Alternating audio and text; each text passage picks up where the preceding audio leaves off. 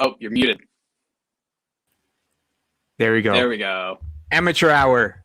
Amateur hour. There should be no excuse anymore for me to have my mic muted before I start the show. Why am I not focused? I should be focused. I guess I can fix that later. Whatever. Welcome to another edition of Talking Cinema. I'm your host, Julius Freeman, and please welcome James Callahan. We are missing one. Sean is not with us tonight because he is shooting a short film with his buddy.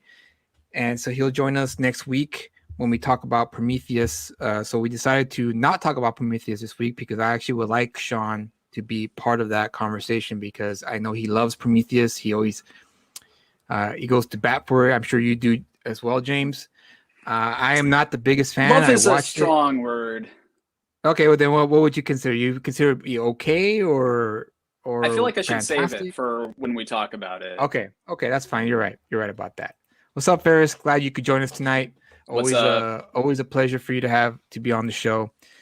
So tonight we're gonna change it up a little bit tonight. Tonight we're gonna talk about our love of cinema and why it has played such an important role in our lives growing up, as well as how much of an influence it's had in our American culture and of course around the world. You know, the cinema is fairly new. You know, it may seem old, but in reality, in the larger scope of things, considering the history of humanity, cinema is very young. It's still in its infancy. And no, I would say not infancy. What would you say? Teenage years, adult Probably. years? Yeah, probably. Yeah. In the grand scheme of things, right? Maybe like awkward adolescent period before it becomes an adult, especially with everything going on right now. It's turning into something else. So yeah, it's changing. Yeah, because we've had, let's see, what was the first form of media? You would say print, right? When the printing press was invented back in the 1500s. But right? if you look at film as being one of the art forms, well, yeah, it's visual art forms. Yeah, it's like you go back as far as like painting and music and such. So yeah, you're right. Yeah, you're right about that. Well, the reason why I say the printing press is because that was the invention that kind of like was the first of its kind in terms of mass production, mass consumption. Mm-hmm. Because before that, the common folk or the plebes, whatever, they didn't have access to, pamphlets and books because only the wealthy were able to own, books and whatnot, and scrolls as well. I think before printing it was scrolls by hand. So there you can only do so many scrolls, man. You can't sell 100,000 scrolls to a bunch of to a populace back in the day, back in the 1200s. So I would imagine the printing press was the first of its kind in terms of being able to mass produce something for the masses.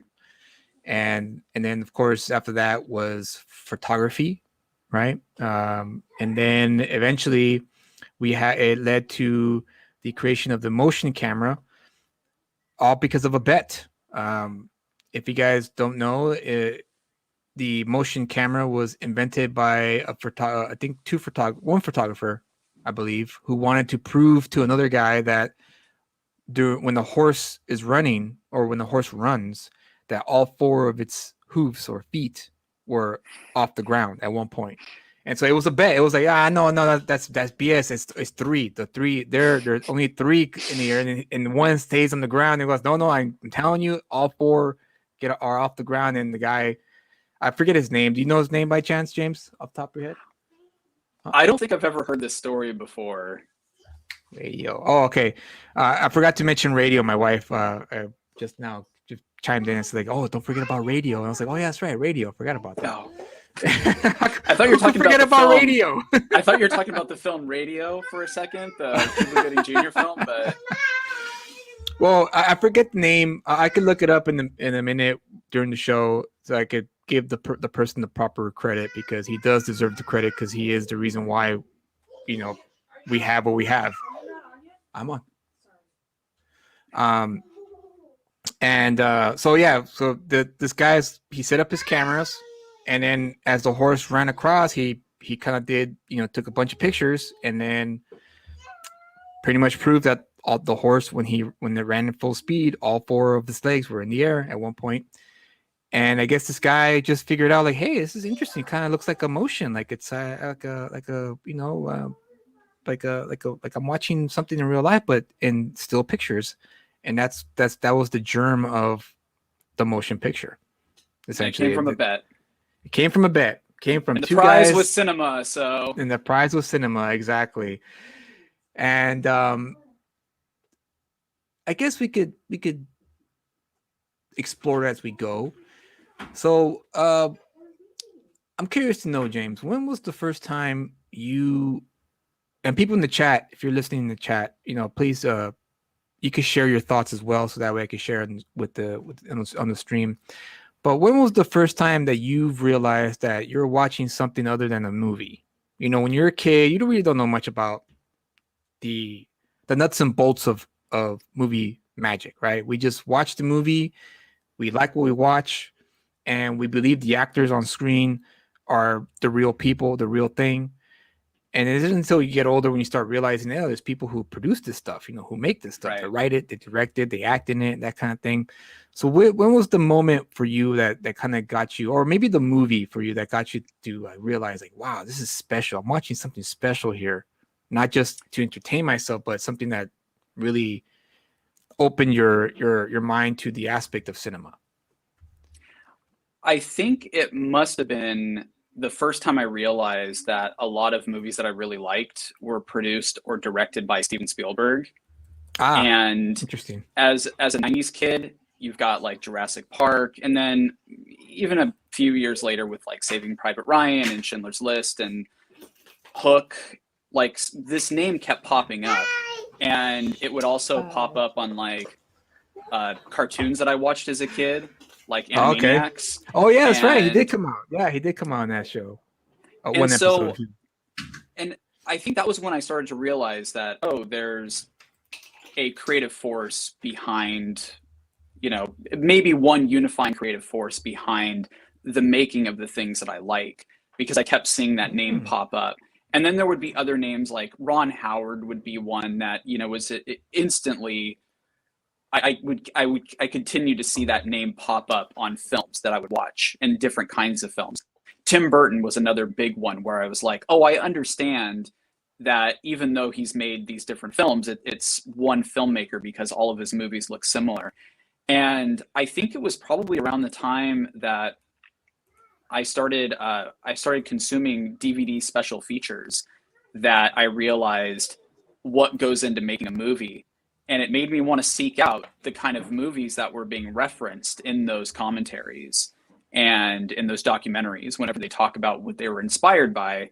And that's kind of what led me into exploring film as, I guess, an art form. Okay. That's actually great. Yeah, that's interesting that you got it from an animated TV show, the Animaniacs, because that was a great show. It was one of my favorites growing up, and you're right. It was cool to see a glimpse of a little bit of the behind the scenes stuff of how movies are made, movie magic, as they call it, right? For me, it was the movie Forrest Gump, believe it or not. Okay. I don't know why. When I first watched the commercial trailer on TV, and even back then, I was always a history buff. I always liked history, and I just liked the idea of like this character, like kind of shaking hands with JFK, coming across all these historical events that happen in the country. And I thought it was the coolest idea ever. And so when I watched the film for the first time in the theater, I actually snuck in to watch it. Oh wow! My dad took me to the theater, and he paid for one movie, but I told him I really wanted to watch Forrest Gump, and he was like, "Okay, then I'll go in here, and you just go to watch Forrest Gump." So I went to watch Forrest Gump, and it was right in the middle of it. So it was right at the moment when right after Lieutenant Dan kicks out the prostitutes in the New Year's scene, when he's like, "Well, what did you say?" That it was right after that scene, and I was really amazed by the special effects and how it utilized how you properly can use CGI if you're a director like Robert Zemeckis, right? Right. Instead of using a total animated, thing, he was able to use computer technology to get some archival footage and then input the actor in modern times and put it together and make it look seamless to the point where it looks real. It looks like, wow, it looks like he's actually there. Like he's there meeting John F. Kennedy and shaking his hand, talking to Richard Nixon. I mean, yeah, of course, there's moments where the lips are kind of moving and okay, that's kind of like, right. But those are small little nitpick things. And that was the first time for me. I was like, wow, this is making movies must be something special if you can do this. And then that's when I started getting into the aspects of cinema and a little bit of I guess you could say trivia. The etymological origin of the word cinema is from movie hall. It's from the French word cinema, shortened from cinema.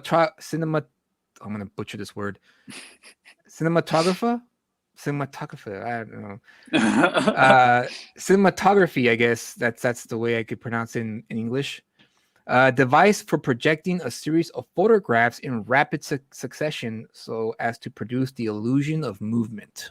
It was coined in the 1890s by the Lumiere brothers. Interesting enough. Okay. Who invented the technology? So it was the Lumiere brothers who invented the technology. From the Latinized form of the Greek kinemat, combining form of kinema, which means movement, from kinein, which means to move, graphin, which means to write. That eventually evolved to graphy. So you put cinematography. That's where you get the cinematography from. So it essentially means to write a movement, or to write or to move movement, or something like that. Interesting. So that's where it came. That's where cinema comes from.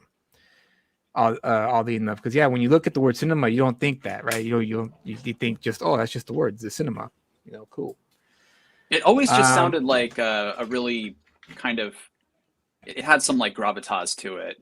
You treat it more. You treat it with more respect when you're referring to it as cinema. Yeah. Oh, yeah. And it's all, it's funny. It's actually really basic. When you break it down, it literally just means moving still pictures. That's it. Yeah. That's awesome. Actually, that's kind of cool. Let's see. Ferris asked, whoops, no, that's the wrong one. Thoughts on Siskel and Ebert? Yeah. Well, for me, that was the first place that I went when I wanted to learn about how to basically how to read a movie, how to break down a movie, how to understand it from different points of view. And Roger Ebert was the most prominent critic of the time. And of course, there was a Siskel and Ebert show. But I kind of started getting into movies at the same time the internet was getting bigger and more prevalent in the late 90s. And the first place that I went was to Roger Ebert's website, or I think the Chicago Sun-Times at the time. And I would read his reviews every week. And that really did kind of inform how I looked at movies, how I think kind of how my brain perceives them is a lot from what I read from Ebert during those years. I was more of a Gene Siskel guy on the show. I didn't like Roger Ebert too much because I thought he was kind of a too what do you call it? What's the word I'm looking for? He was too pompous for me. He was kind of like always like, like this is a terrible movie because, this is nothing compared to whatever. And Gene Siskel was a bit more laid back. He was more like, I agree with you, but you know what? I still enjoyed it. So I'm going to give it a thumbs up because I still enjoyed it, even though it does have its flaws. And I prefer that kind of approach to critiquing the film. And I used to love when they used to fight all the time. Yeah. Siskel was really good at like getting on his nerves and kind of getting under his skin a little bit. And if I remember correctly, because it's been a while since I've watched those. Oh no, episodes, dude, but yeah, no, you're hitting it right on the dot. Like he always like it was always funny seeing Roger Ebert kind of like almost flabbergasted. Like, how could you say you like this movie? This movie was crap. Like it didn't work on this level because of A, B, and C. And then of course Siskel would be like, well, here's why it worked for me because of the E and F, and maybe you didn't see it this way, and so on and so forth. And that's cool. That's interesting. You started getting the trying to gain the understanding of how cinema works through Siskel and Ebert. And you're right. They're the major powerhouses of deciding whether or not it was worth to go to the movies. If they got 2 thumbs up, then I'm gonna check it out. Siskel and Ebert gave it 2 thumbs up. Let's check it out. Let's see it. And for a lot of the time, they're right. They're on the money. If I remember correctly. It became a huge part of marketing for sure. I mean, I would hear that term 2 thumbs up. Yeah. And even there'd be some times where some kind of sketchy movies would be like thumbs up because only one of them gave a thumbs up. And even at a young age, I was always like, oh, come on. I don't know about that. So let's talk about the history of cinema a little bit and how it's grown. And of course it was let's see, the Lumiere brothers were the inventors of the film itself. Let's see if I can find this is all according to Wikipedia, by the way, guys. So it's not off the top of my head. So I apologize if some of this information may be incorrect because you can't really rely on Wikipedia as a main source. It's a good source, but it's not the greatest, in my opinion. Have you seen the Scorsese film Hugo? No, I have not. Oh, you should watch that movie. It is just a celebration of the history of cinema. And that's what I read. That's what I read, and I haven't had a chance to watch it. But I mean, it came out 10 years ago. Been busy. Yeah, I know. Can you believe that? Yeah. Unbelievable, man. Unbelievable. Yeah. So the cinema, as you know, as I mentioned earlier, was invented by the Lumiere brothers. They began, according to Wikipedia, they began filming 10 short sequences using their newly created cinematographer, whatever, for exhibition to the public. So it was essentially an exhibition in the beginning of things. The sequences, which lasted roughly about 50 seconds each, depicted daily life both in France and across the globe. So cinema came from France.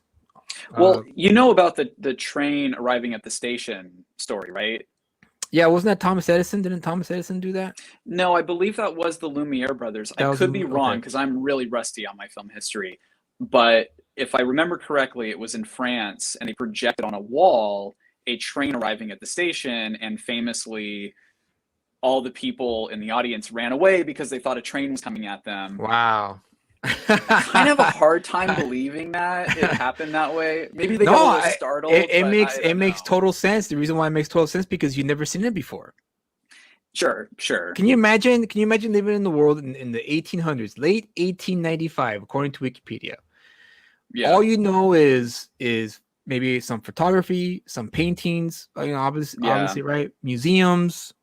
There were no movie theaters back then. There was no, hey, let's go to the theater. Let's go to let's go to the movies Friday night. No, it was none of that. Right. It was mainly just leisure. Leisure activity was, I would imagine, just going to cafes and hanging out. Right. That's what I would imagine it would be on a leisure day. Right. Pretty boring. So yeah, it sounds like it, right? Yeah. And so I would imagine you're sitting in the room. You're watching this thing called cinematography, cinema. For sure, I'm just gonna call it cinema from here on out because I ain't. Yeah, that's better.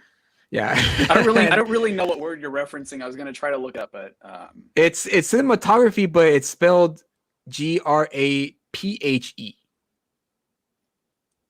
Like a cinematograph or something. Something like that, yeah. Cinematograph, graphy, whatever.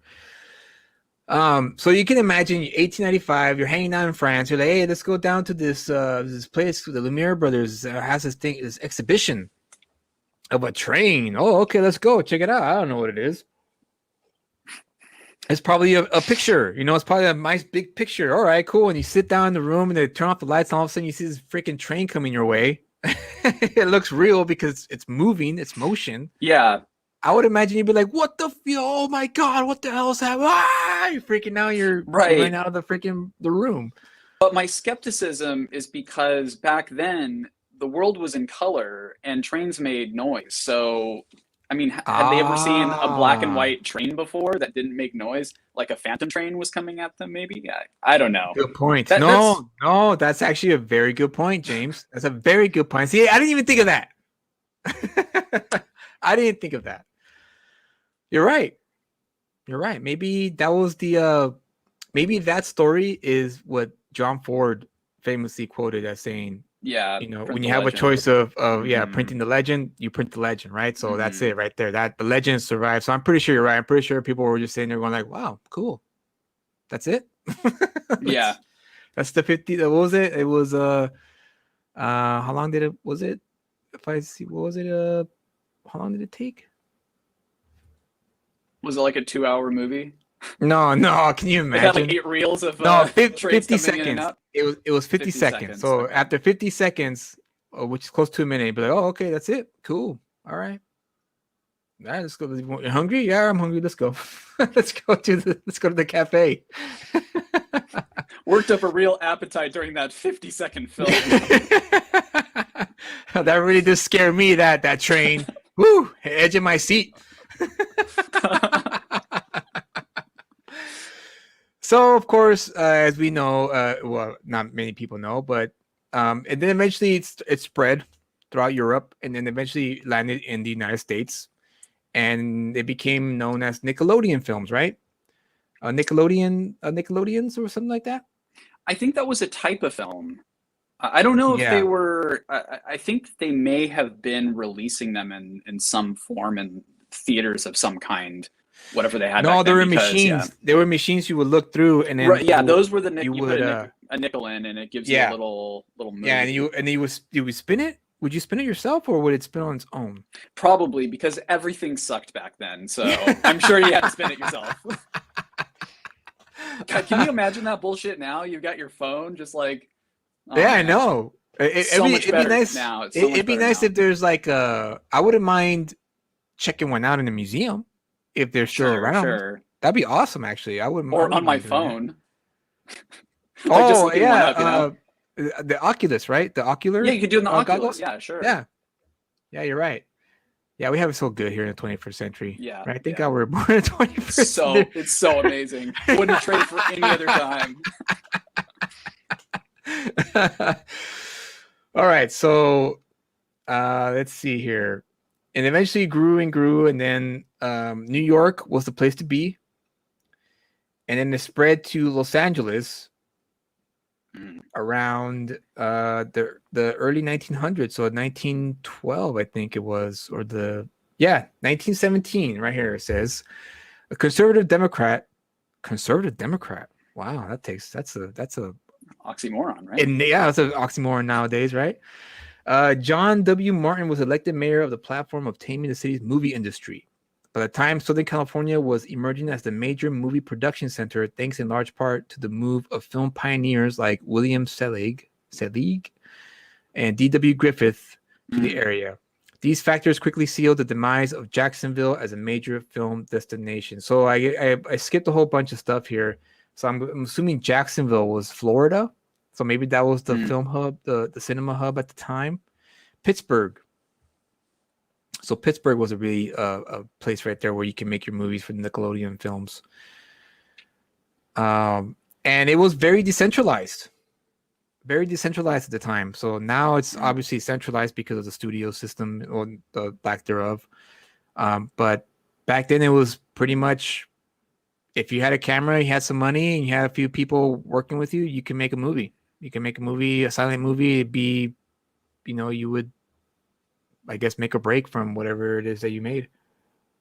In a way, it's come full circle, right? Because because now people are making little videos on their phone, and if you're in your 20s, you're watching more TikTok than you are movies. Yeah. So, and that's I mean, that's similar to what people were doing. It was like a form of digital media that people were taking video, filming something, and bringing it to a place where people had never seen like what a duck looked like when it wobbled around. You know, they'd only Right. seen maybe a picture, they've heard of a duck, and then all of a sudden you can see, you know, a movie of a duck. And again, just can't imagine how Or boring it must have been to live back or a then. lion or something you never seen before, like a Yeah, lion. yeah, You know, a bear. You know, all that stuff. It's can you get simpler times, but yet, yeah, like you're right. It yeah. would be terrible because it would be like, what would you do for your leisure time? And well, you know, like I said, you know, when I look in the historical reference, you know, the historical perspective is that leisure time was reading. You read. That was your leisure Mm, time. And of course, when radio came in, you sat by the radio and you listened to the radio shows. mm-hmm. That's what eventually evolved to. So first it was books, and then it became radio, and then film. Wait, the film was radio invented around the same time as film? I think that might have been in the early 1900s, I think maybe. so. Yeah. Like when people had radios where they could like pick up signal and listen Yeah. to music, To music, not just music, old but time theater music. shows. Yeah, The theater shows, as yeah, well. yeah. Yeah. Wow. Yeah, man. We're looking back at all this history is kind of like, yeah, you're right. Making me think about how boring it could have been compared to today. Where, like you Yeah, said, you well, just on go top ahead. of that, we're I mean, was everybody a reader? Because I thought that like Yeah. having books was kind of like an upper class type of thing. No, there was like I said, the printing press was that's what Okay, pretty right, much, right. you know, it was accessible to the for the masses. Okay, Because so if you people had a had printing books. press, That's good. yeah, books, and not just books, but pamphlets. Hmm. So like books like Common Sense, for instance. Now Common Sense is a book, but back then Common Sense was a pamphlet. So oh gosh, I can't remember his freaking name. The guy who wrote Common Sense, Thomas Is it Paine. John? Okay. Thomas Paine. No, so when Thomas Paine wrote Common Sense, he would write like a chapter, and the pamphlet would be about 2 or 3 pages long, and then the next week, the customers will come back to the shop and get the next chapter. So that's how it worked. So Hmm. Okay. that's how it was mass produced and it was able to be accessible to the middle and lower classes. Which is fascinating. And of course, yeah, like you said, the upper class, the upper echelon would probably have the entire book. So they would have like Bibles, they would have Homer, they would Hmm. have, you know, all the classics, the Greek classics and whatnot. So let's see here. Let me go on to talk about the evolution of film. So film technique. So back then, there was no technique, right? You just put the camera down. You had your actors in front of the camera doing what they do, and that was it. No cuts, no close-ups, no dramatic, you know, pauses. It was just camera, roll, go, right? And so during around World War I, close to World War I, new film techniques were introduced in this period, include the use of artificial lighting, which is interesting, fire effects, and low-key lighting, i.e. lighting in which most of the frame is dark, for enhanced atmosphere during sinister scenes. Continuity of action from shot to shot was also refined, such as Pathé's cheval emballé, the runaway horse, where cross-cutting between parallel actions is used. D.W. Mm-hmm. Griffith also began using cross-cutting in the film The Fatal Hour, made in July 1908. Another development was the use of the point of view shot, first used in 1910 in Vitagrap's Back to Nature. Insert shots were also used for artistic purposes. The Italian film La Mala Planta, The Evil Plant, directed by Mario Caserini, had an insert shot of a snake slithering over the evil plant, quote unquote. As films grew longer, specialist writers were employed to simplify more complex stories derived from novels or plays into a form that could be contained in one reel. Genres began to be used as categories. The main division was into comedy and drama, but these categories were further subdivided. So there you have it. Nice little rundown as film progressed or cinema progressed, it started finding its voice. It started finding its style. And Yeah. I would imagine that's how it would go, right? That's naturally the progression of things when you have a new technology like the motion picture camera. Yeah, wow.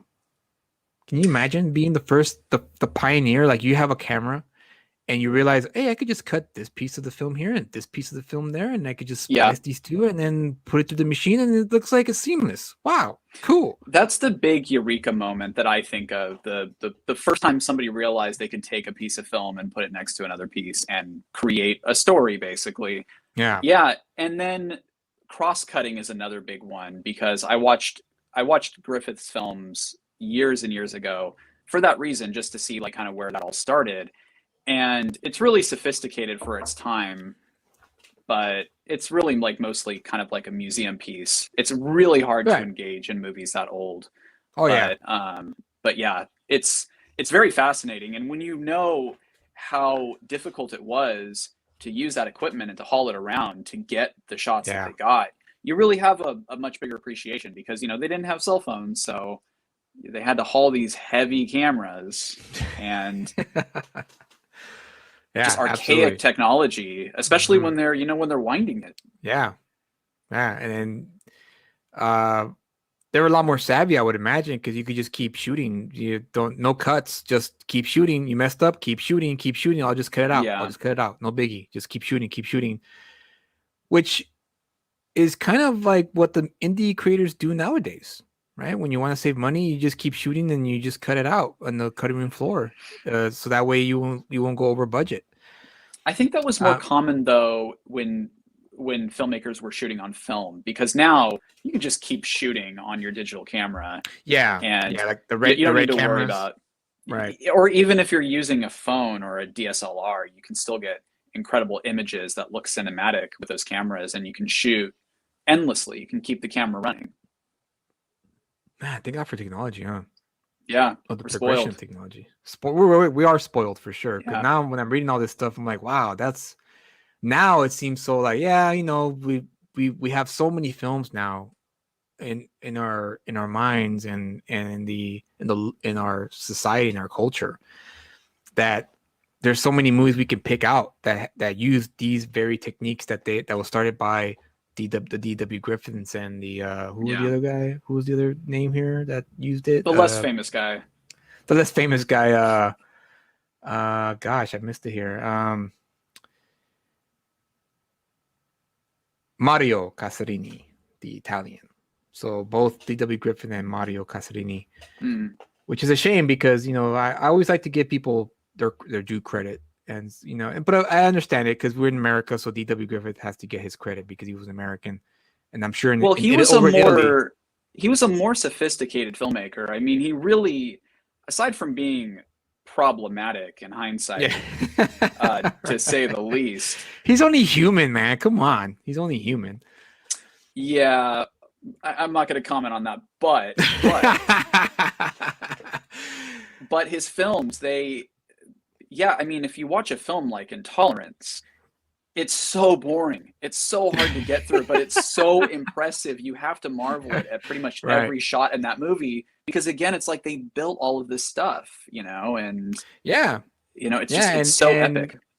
And for its time, it was revolutionary. Yeah. And if it wasn't for D.W. Griffith, I would imagine movies would be so like boring. I mean, maybe eventually someone would have figured it out. Someone else would have figured it out. But, you know, you gotta give credit to the pioneers. And he was the first one to say, no, you know what? I'm gonna do this instead. I'm gonna do this. Oh, I don't think that's a good idea. Well, I'm gonna do it anyway. And of course, the rest is history, right? And there's countless examples of that. Walt Disney is another example, where he showed his animated, you know, prototype to his friends, and his friends like, that's never gonna work, man. That's just don't even bother. And he still did it anyway, because he knew he had something special. And of course, Orson Welles, when Orson Welles came into the picture, he elevated American cinema to the level of art, you know, like pure respected art, where back then it was more of a melodrama, right? Melodramatic pieces from MGM, Warner Brothers, and what have you. But he was the one that elevated. He raised the bar. He raised the bar, and not only for storytelling and drama, but for film techniques, you know, editing, absolutely, lighting, camera positioning, and camera movement, and, you know, the list goes on and on, like I said. So, so for cinema,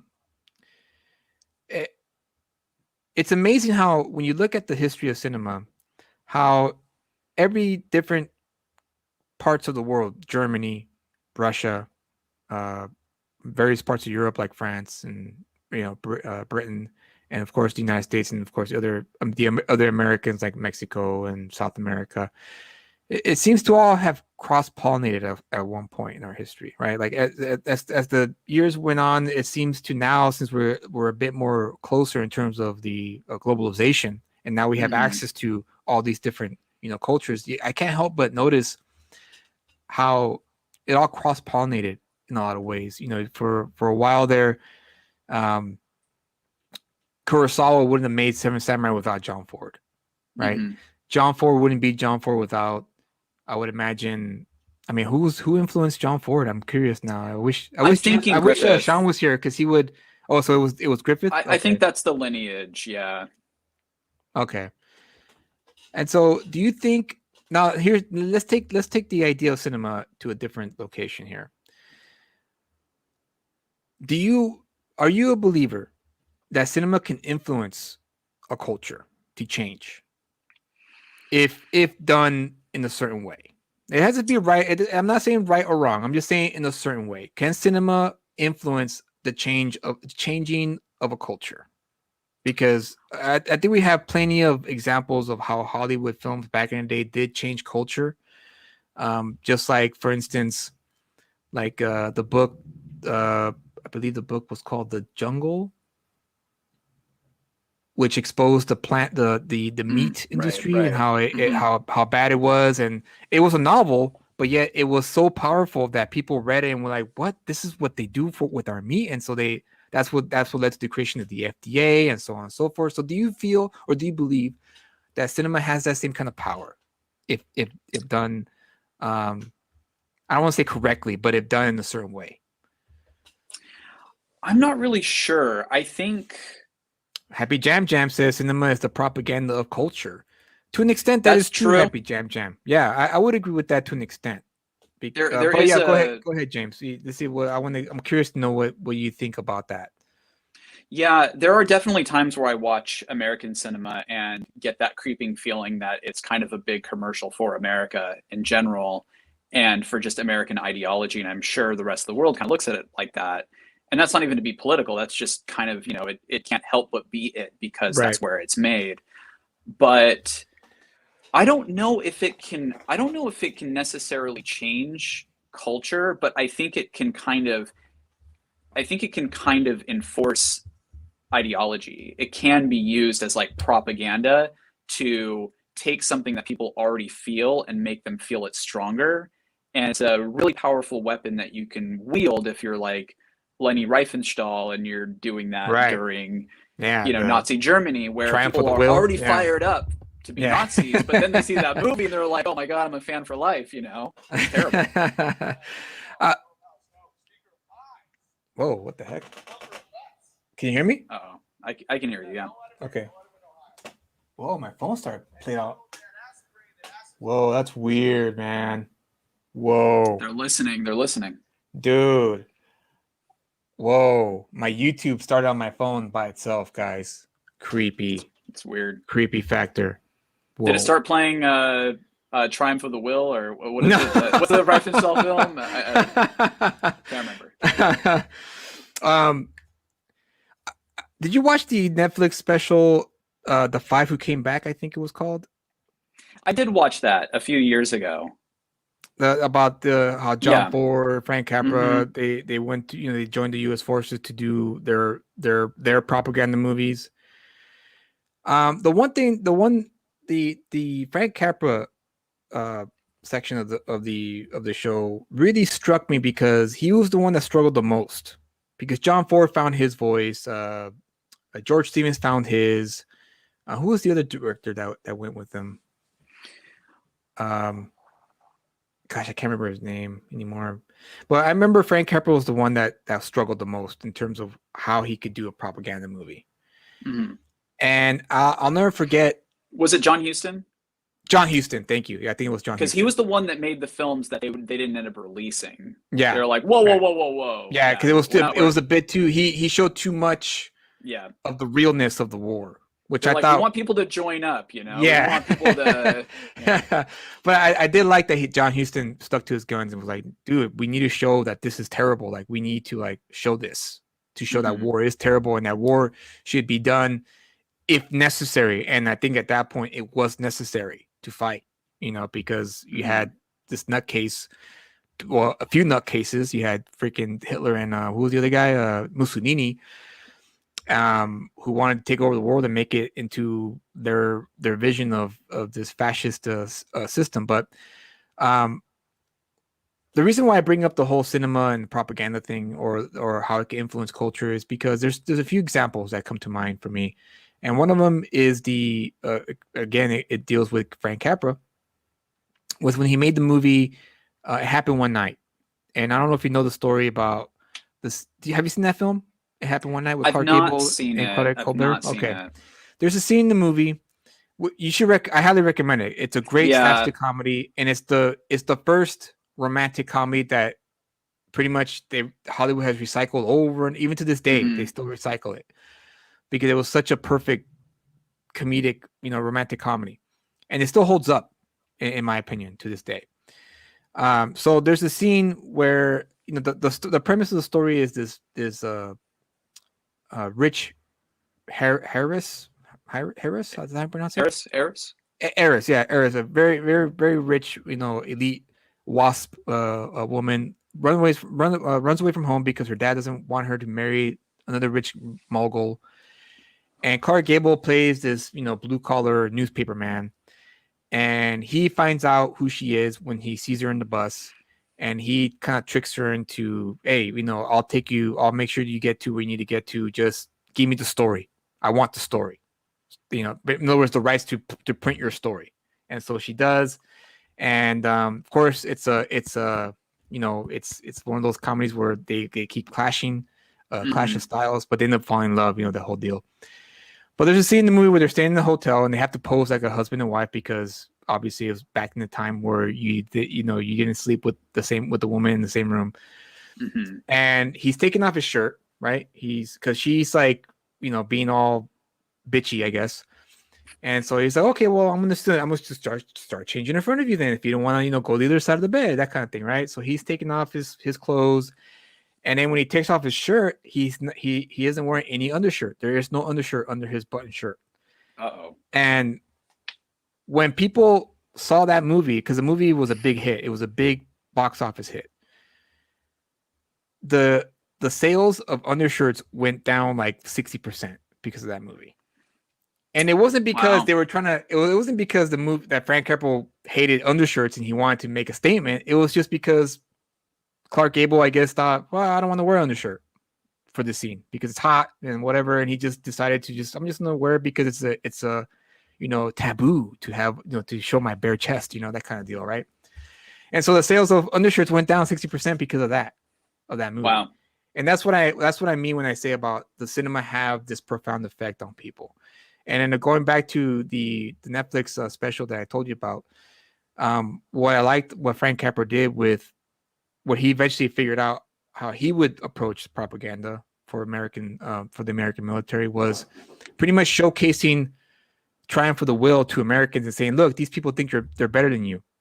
And that's what riled Americans to join because they're like, what? These assholes aren't better than me. So I want to go in there. And I thought it was that's all it took. All it took for him all he did was he cut Triumph of the Will, and he cut it in a way where Americans can see that, oh, these people actually think they're superior than me.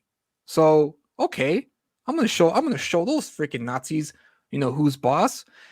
And that's what I mean when I say, like, it does have that kind of influence. And I personally believe it does.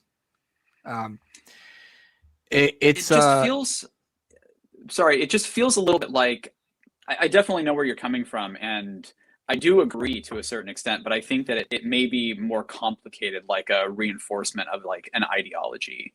Like, these people have their pride or whatever, and you know, and for some reason can't be convinced to go fight for their country until they, you know, basically see that the other countries think they're better, and then that's the thing that finally. Well, that was during the war, go, not. I mean, and during peacetime, you wouldn't show a movie like that. Obviously, it was during the war, so it was. Yeah, right.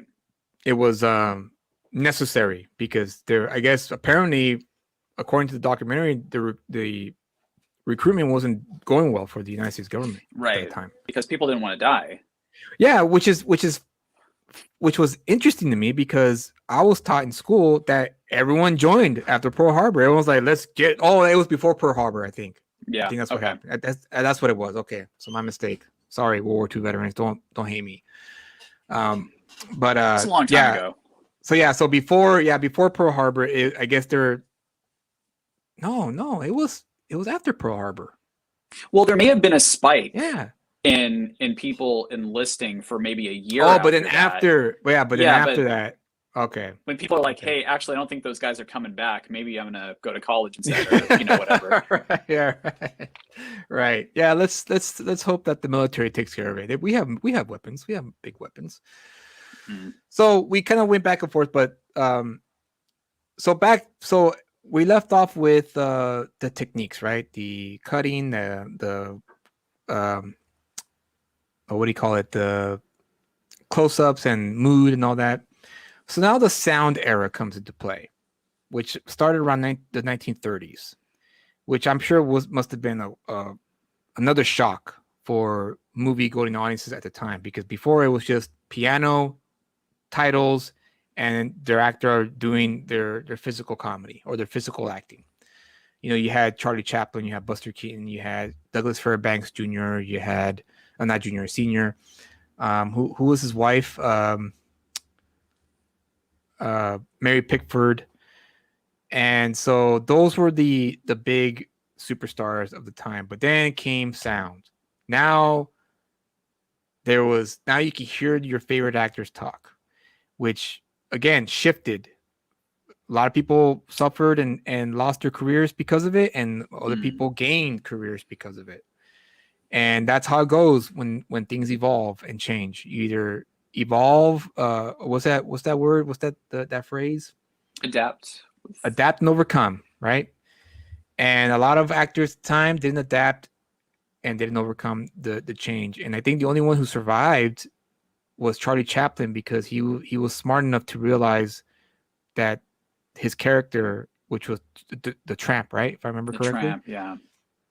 Was could be a mute, cannot say a word, because he could still, sell his facial expressions and his comedy, and it worked out for him.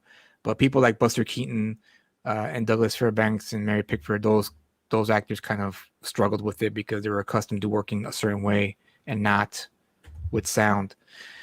So, what do you think about this point in cinema history? Do you think, obviously it was the best thing that ever happened to cinema, because if it wasn't for sound, then we wouldn't have what we have today, Star Wars, action movies with the surround sound, THX, does THX still exist, by the way? Is that still a thing? I've wondered about that, because you don't see that big, cool, obnoxious logo that comes up. Right. But yeah, maybe it's been folded into Skywalker Sound. I don't really know. Yeah, I haven't seen it pop up in a while. Okay, but I don't know what else to mention about the sound. I guess it was just cool. I guess it must have been very cool to hear the sounds of people walking, people talking, music. Not just that, but also adding the music with it. So that's when cinema becomes cinema. It becomes total immersion. Now that you have sound, which is just as important as the visual aspect, that the two commingle and create cinema. And you really don't have cinema without sound. And I know Sean would kill me for saying that, but I do think that, like, once you bring sound into the mix, that's at least where cinema becomes cinema to me. Yeah, no, I agree, because not just you and I, but our generation, and I would say probably the generation of our grandfathers even, we grew up with sound already intact in films. So we don't know what it's like to go into a theater and there's no sound, just the music, the piano playing and titles. So where do you think cinema is going to go in the future? Where do you think it's going to? Do you believe that the theater is going to die because the COVID situation has really got people on edge. They don't want to go back to the theater. They don't want to sit next to people. They don't want to share the same air with other people in the room, in the confined room, even though the theaters nowadays are lots more space, like they have a lot more space between rows. So where do you think that's going to go? Do you think it's going to evolve to what you mentioned earlier about how we talked about how the beginning of cinema was a bunch of decentralized filmmakers working, trying to make it, and it's eventually centralized and conglomerated to studios like MGM, Warner Brothers, RKO Pictures, and so on and so forth. And now these studios don't really exist. They're just like shells of their old selves, like, because they're owned by big conglomerate corporations now. So Paramount is owned by Viacom, Columbia is owned by Sony, MGM's owned by Sony. So they just kind of become what do you call it? Kind of like a brand name, like something you slap on a cup, and that's it. That's all that means nowadays. Where back then it was you went to an MGM picture, you were going to get an MGM picture, which was melodramatic stars, major stars in a melodramatic piece, a period piece. Or if you went to Warner Brothers picture, you were going to watch an action movie or a crime noir movie, and so on and so forth. So do you think the future of cinema will once again become decentralized? And now you're going to have a bunch of small filmmakers throughout not just the country, but the world, trying to compete with Hollywood, which is, I believe personally, is a dying, I guess, town. I don't want to say industry, because industry is it could be anywhere, right? You could have a film industry anywhere in the world. So, it's a dying town in terms of being the center, where the center of everything is at. If you want to make it, make it. Right. What are your thoughts, James? I'm curious to know what they are for the future of cinema. Yeah. Well, that's a take for sure. And right. Yeah, I think that can't go wrong with that happy jam. I really don't know. I'm getting a lot of mixed messages because Godzilla versus Kong did really well at the box office, considering that people could watch it at home, and this experiment of doing that kind of a release is proving to be, I think, a lot more profitable than they had expected. Then you get news that the ArcLight is closing. So what I'm seeing happening is kind of this future that Steven Spielberg's the only director I know, basically, at this point. Everything's going to be a reference to Spielberg. Anyways, he did this interview a while back, and it was when Lincoln came out, and he said that he had a very hard time getting it made, and it was one of the first times in his career that taking a film, an idea like Lincoln, and just telling a historical drama, he was getting a lot of pushback from studios, and he almost took it to HBO when he finally was able to raise enough money to make it for the theater. And he said at the time that what's going to happen is the theaters aren't going to die. They're just going to play Avengers movies. They're just going to play Star Wars. They're just going to play big franchise movies. And I remember at the time, people thought he was crazy. They thought he was very much old man shouting at cloud. But then once the pandemic started, you started to see, oh wait, people are realizing they don't need this anymore. And they're not going to go see movies like Nomadland and Promising Young Woman in the theaters anymore. Right. Those movies are probably just going to stay on Hulu and Netflix. And I don't know. I think on one hand, it makes them more accessible to people, which is really cool. That's really great.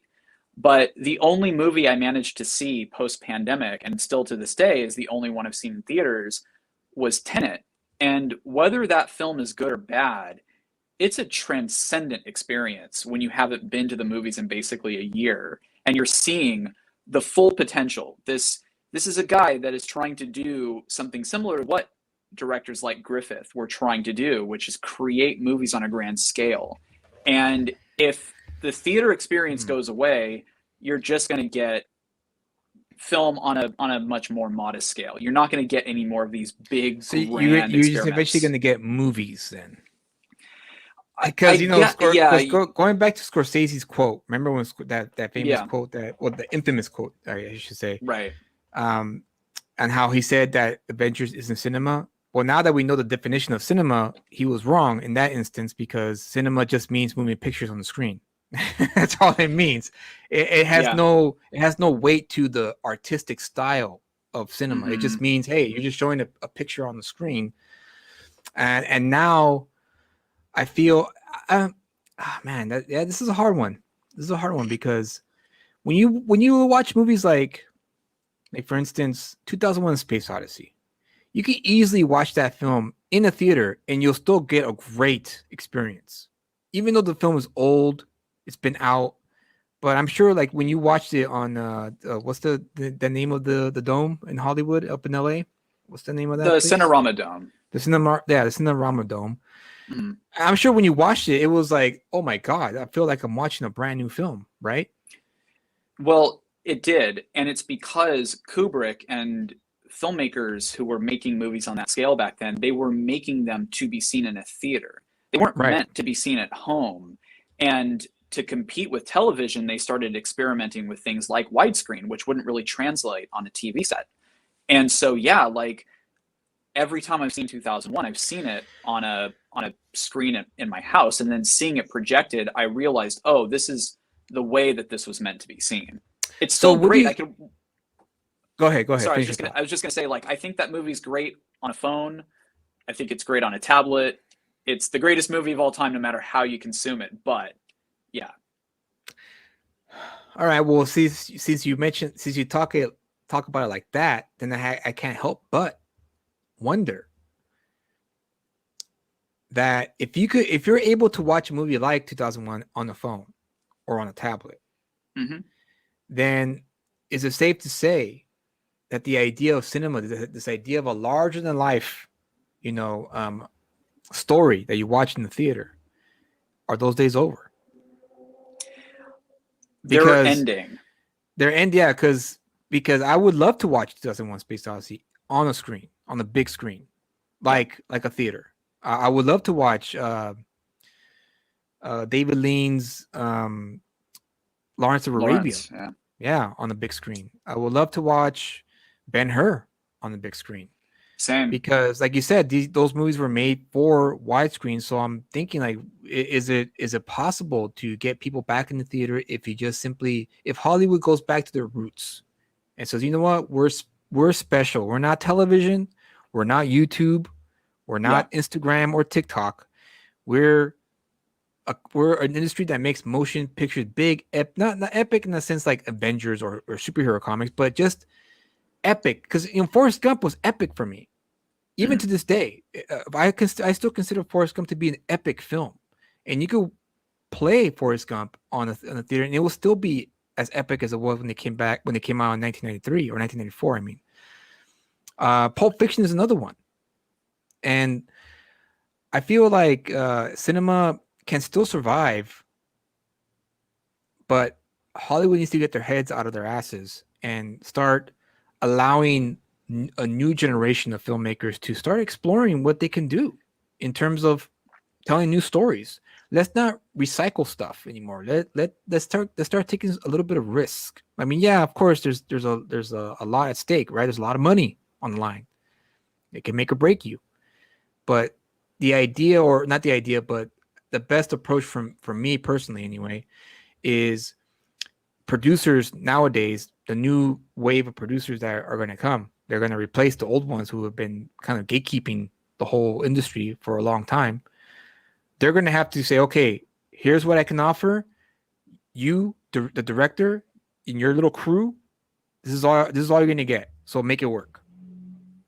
And I'm going to step away, and I'm going to trust you because I think you're talented. And, because I've seen your short film that you released on the a film festival circuit. In other words, you have Right. potential. You have potential to be a commercially viable director, and you know what you're doing in terms of telling a story. Like you know how to tell a story, and at the same time, I could see that you can make money. You could generate revenue. So here's my budget. Here's what I can give you. Make it work. You know, that kind of deal. So I think that's what needs to happen in order for the future of cinema to survive. Because I've seen a lot of talented short film directors over the years on Tumblr, when Tumblr was a thing still, on Vimeo, when Vimeo was cool at the time. It's not so cool now. And of course on YouTube as well. And you can see the flashes of genius in a lot of these filmmakers that have just graduated college, but they don't get the opportunities to make their films in Hollywood because, you know, Hollywood, they're scared to take gambles. They want safe, strong opening box office movies. Right. And I believe that if that was just allowed, I think cinema would be safe and sound, and people would flock, because, you know, human beings, we love good stories. We always flock to good stories. It doesn't matter what they are either. It could be a news segment. It could be a freaking Reddit thread. You know, I'm sure you read a lot of Reddit threads where a guy talks about, or a person talks about how they came across, I don't know, a freaking homeless man, whatever, ended up being, I don't know, someone famous that used to be famous or whatever. And those are entertaining. Those can be entertaining, you know. So people just flock to good stories, and that's why Breaking Bad, you know, became a phenomenon that it was when it came out, because the stories were freaking solid. Walking Dead, Game of Thrones, Sopranos, all these shows that came out that look cinematic. You know, when you watch the episodes, they feel like you're watching short movies, right? 1 hour movies. Yeah. And there's a reason why those filmmakers, or those creators, shot it that way, because those were the directors that wanted to make movies, but they couldn't because Hollywood wouldn't let them. So they went to television, and they pretty much showed up Hollywood saying, look what I can do. Here's what I can do. And you missed out because now it's all on television. Now people are staying home to watch television because the shows are good. And I think if any indication, the reason why Avengers did so well was because the story was good. The only reason wasn't because everyone wanted to see how the Marvel EU would know how it would end. That was part of it. But the major part was the story. They wanted to see, they wanted to know the story of it. So I think that's the only thing that can save cinema today, is allowing storytellers to tell their stories properly. Well, it begs the question too, also, like, what is cinema at this point? Like, because to me, I don't necessarily think that cinema has to be something that you see in a theater, or something that is just a self-contained 90 minutes to 2 hours. When you watch a show like Breaking Bad, or even like Better Call Saul, where the filmmakers obviously are inspired by, you know, the great filmmakers and they're speaking that same language. And I think that's still very prominent in a lot of television. I think what happened was, within the last 20 years, is that cinema has become much more like democratized. You don't need to actually go to a cinema to see something that looks, you know, like it was made with quality and with production value. You can do that with a very modest budget now. And there's really, if you're a filmmaker or a young filmmaker that wants to learn how to make a movie, look no further than your phone. Your phone will teach you how to do it, and then you can download the apps to do it, and you can edit it on your phone. I mean, that sounds like a pain in the ass, but you can do it. And it sounds like actually a lot easier than the way they had to edit it back then when the clip film. Are you kidding? Oh yeah, you know? Absolutely. Like, absolutely. Come on, kids, go make movies. You know? Yeah, but see, the problem with that is you have a lot of crap. You know, well, right. I think Dennis Hopper had the best quote about indie filmmaking when it was at its peak in the 90s, in the mid to late 90s, when, you know, Hollywood studios were scrambling to pick up the next, you know, Quentin Tarantino, because Quentin Tarantino came from the world of indie, And the reason why they picked him up, and not just him, but Robert Rodriguez and Kevin Smith and all those filmmakers at the time, it was because they did good stuff. Not only did they do good stuff, they did it within budget, and they made their money back. Because a lot of the things that people don't realize about cinema is that it does take money to make good cinema. If you don't have a good budget, you're not going to have a good movie. Right. And also it takes a skill of the people involved in making the movie. That's why Back to the Future worked. It was a small budget movie for its time, but Robert Zemeckis and Bob Gale, the screenwriter, and Steven Spielberg, the producer, they only could work with what they got. And Alan Silvestri, music also plays the score plays a major role as well of making or breaking your movie, editing and score and directing and acting and the writing. And that score really did, like, I personally believe that score helped Back to the Future remain a major staple in our culture, because that music is legendary. You hear it and you know exactly what it's from. You know exactly where it came from. And when you hear the music, you want to watch the movie again. You're like, I want to watch this movie now because it brought back all these great childhood memories because the story is so freaking good. And so I kind of went on the rant there. I had a point. I lost Alan Silvestri will do that, you know. Good composer. But yeah, I think that honestly, personally speaking, I think a lot of toxic people have taken over Hollywood, and they kind of just, we got all this money, let's just screw around and do whatever we want. And who cares? You know, the public be damned. That's how I saw it. Public be damned, because I've read I don't know if you're into reading blind items. Do you know what those are? Never heard blind of it. items are things written online, like, say for instance, you know, I have a secret, right? A dark secret that only people in the inside know, but you want to tell people about it, but you don't want to give my name out because you're afraid you're gonna get sued. So you would say, A+ Lister was at a Hollywood Oscar party last week, and he was grabbing all the women by the pussy, you know, and that's it. Oh, wow. That's, you know, like just that, straight stuff up. like that. Yeah, straight up like just that. Trumped the room. Just trumped the room. So that's what I mean. So there was a blind item I read, where of course they didn't say the name. They don't reveal the names. Sometimes they do, sometimes they don't. Where it said A+ producer. So A+ means that if you said the name, you would know exactly who they're talking about. Right. So A+ producer produced a recent film that bombed at the box office because he does not give a shit. It was kind of like one of those, remember the producers, how they wanted to make a bomb because they could collect an insurance? It was that instance. It was like that. Oh. So he purposely bombed the movie to collect insurance. I mean, that's one example. That's one way of making money, but who loses? Who misses out? People like you and I who are hungry for good cinema. Good quality cinema, because that hurts it. That hurts the rest of the people who want to make, great movies. Like the most latest director for me is Denis I never can pronounce his last name. Oh, Denis Villeneuve. I believe. I mean, Sicario. When I watched Sicario, I was like, this is what I want. This right here. This is the kind of films that I want to see in the theater.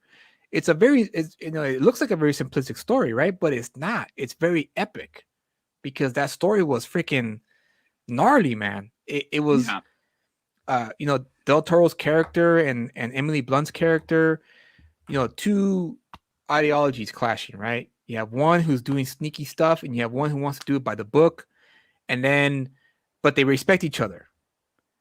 And then, of course, in the end, what happens in the end? You're going to commit suicide. Don't do it. Sign the paper.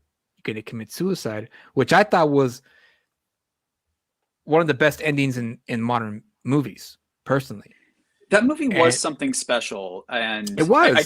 I do remember when I first saw that movie. I don't remember if Villeneuve was on my radar because I saw Prisoners, and that Okay. movie looked great and was better than it had any right to be, because I remember the script being really weird and just kind of like Right. all over the place. And uh and it's just a really heavy-handed movie thematically, but the filmmaking was just incredible. And Right. Sicario is actually, I would say, an example of something that only cinema could do, which Exactly. is is Exactly. have you follow a protagonist, and spoilers for Sicario, basically have the antagonist come out of nowhere and say, "Nope, this is actually my movie now." And Del Toro basically steals the movie from Emily Blunt, and it suddenly the movie becomes more meaningful. Then you understand Yeah. actually what this movie was trying to say the whole time. And Yeah. an episode of TV can't really do that because Exactly. it just doesn't really work. And I think that's, to your point, I think that struggle against the product of just film, that the movies have to make money to keep the lights on. And Right. so for the most part, And that studios are movie did only make going to money. go, it did, but for the most part, studios really only want to produce the stuff that they know is going to keep the lights on, keep the shareholders happy, and all of that. So you have to get filmmakers like George Miller, who's going to fight to make Mad Max Fury Road. He's going to spend 20 years trying to make it, if he can make it right. And I just actually don't think that there can be 10 Fury Roads in 1 year. I feel like those No, movies are like a no. unicorn, Of and course not. No, of course not. That's why you got to pick and choose. That's why you got to mm, pick and choose your kind of movie. So a smart movie producer, in my opinion, because I read Irving Thalberg's biography. mm. I try to find as much material as I can of Irving Thalberg. I studied old Hollywood. When I went to college, I studied David O. Selznick. Who was the other producer? Irving Thalberg was another one. There was a third one that I respect, that I actually liked because I Louis liked B. his outlook. Mayer, maybe? No, no, no. Fuck that guy. Um, it was Zanuck. It was Okay. Zanuck, Daryl Zanuck. Those three producers I have high regard for because they understood. They were, I guess you could say, perfect hybrids of the system. So they were artistic. I will say, I will call them balanced. That's what I will call them, balanced. Mm, So they were 50% artistic and 50% business. Not not one overpowered the other one. They were perfectly down the middle, understanding that, okay, look, these movies gotta make money, because if we don't make money, we can't keep making movies. But at the same time, we gotta satisfy the audience so they can keep coming back to watch our movies. Because if we don't satisfy the audience, then who's going to pay for our bills, right? Who's going to pay for our salaries? It's not going to be justified by the budgets and whatnot. So their philosophy, I think, which is what's lacking in today's Hollywood, I guess, culture or Hollywood industry, is that they respected the audience. They didn't treat them like they were dumb.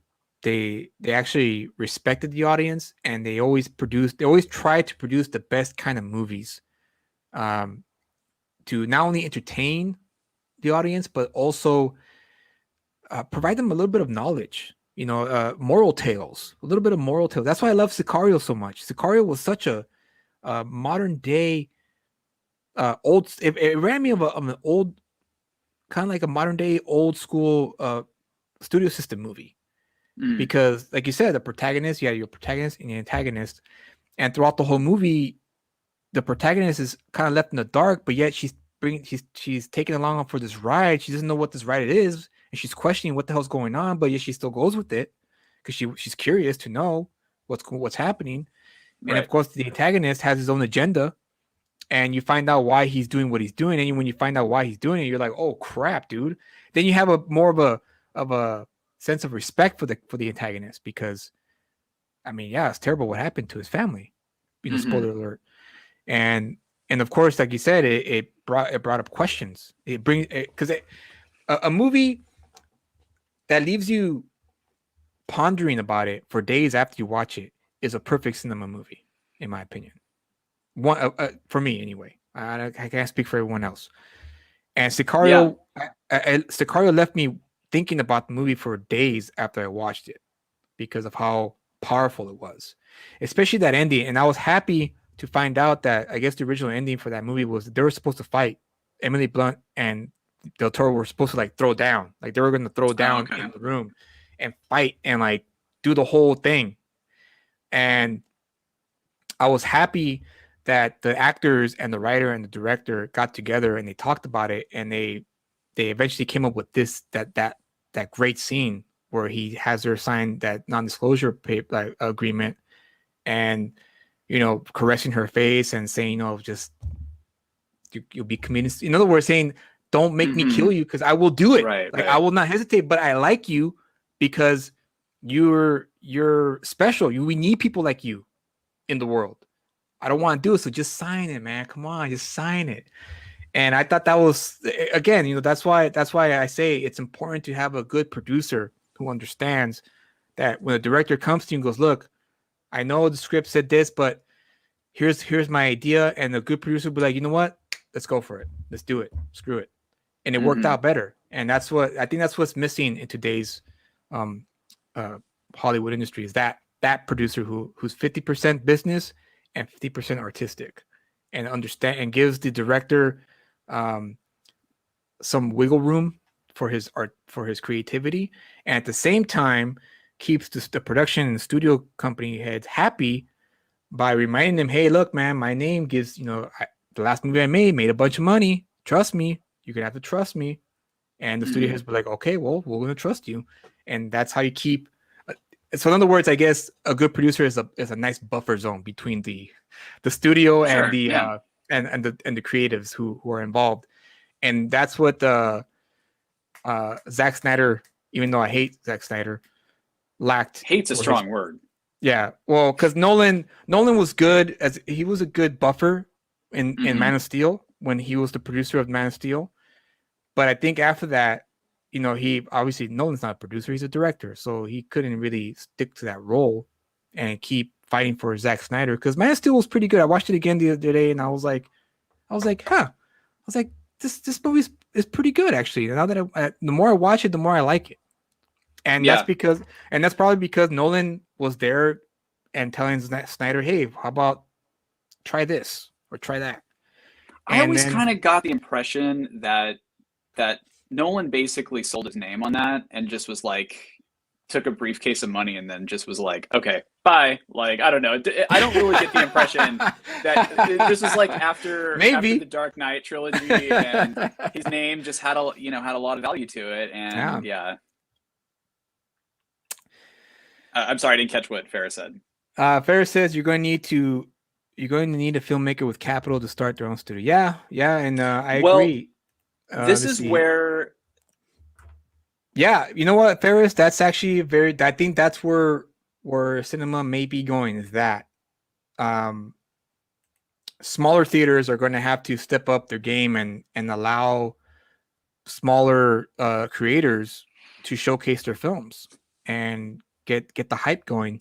And I think it's already happening. I think there's certain parts of the country where that's already happening. The people who have they do tours, they do little small tours. They take their films around their regional area and they showcase their film, and they have an online presence, social media presence, and they have fans. I follow a few on Instagram who are pretty talented directors in their own right. And it's just a shame that they live in Louisiana or they live in Florida, and I'm not gonna fly to Florida to watch their movie. But it's nice to see that they're actually hustling to showcase their work and try to get more jobs, bigger jobs in various other places. Well, when I mentioned earlier that because of just sort of the nature of what we just kind of came out of with 2020, you have this rare situation where all of the movies that were nominated for Best Picture were pretty much only available to watch at home, which means that you're consuming them the same way that you would be consuming an episode of television. And in a lot of ways, I feel like once people experience that, it's hard to go back. It's hard to say a year later, oh, I'm going to go see movies like The Father in theater when, you can watch it at home. What I think is going to happen is that movies that cater more towards drama will become something that you will watch on Netflix, or will just kind of become more in line with what you see on television. But genre is kind of king when it comes to cinema. And I think that films like horror films, you can't really do horror in television.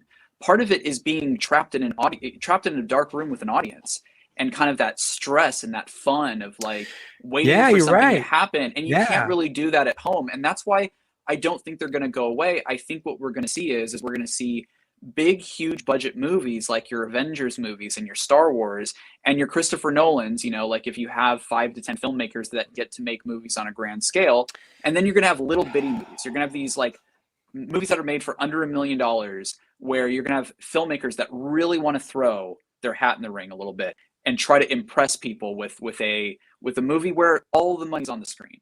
And I kind of think that's where it's going to go. You're going to have huge movies and small movies, but nothing kind of in the middle. Yeah, I hope not, because we need movies in the middle. We need the smaller. Yeah. We need the Back to the Futures. We need the John Wicks. We need the. What other movies were made in the middle, like in the middle ground between big budget and low budget? I can't even think of any off the top of my head. Modern wise, anyway. There's all kinds of examples, but it's that thing that Soderbergh was talking about several years ago, long before the pandemic, when this was starting to become an issue. He said that he can't really make movies anymore because studios won't risk. They won't take a risk on a movie that costs $5 million. They would rather just spend $100 million and have it either be a huge success or a huge bomb. So that's why it's a problem when you put companies and you make them public, because you're bound by your stockholders, and that sucks because, like you said, they don't want to take a risk of a $5 million movie, but that $5 million movie can help generate $100 million if you do it right. If you look at Get Out, is a great example of a movie. There you go. That cost, I think, less than $5 million and made $200 million. It's one of the most profitable movies in recent history. And who was the production company for that? Who produced that movie?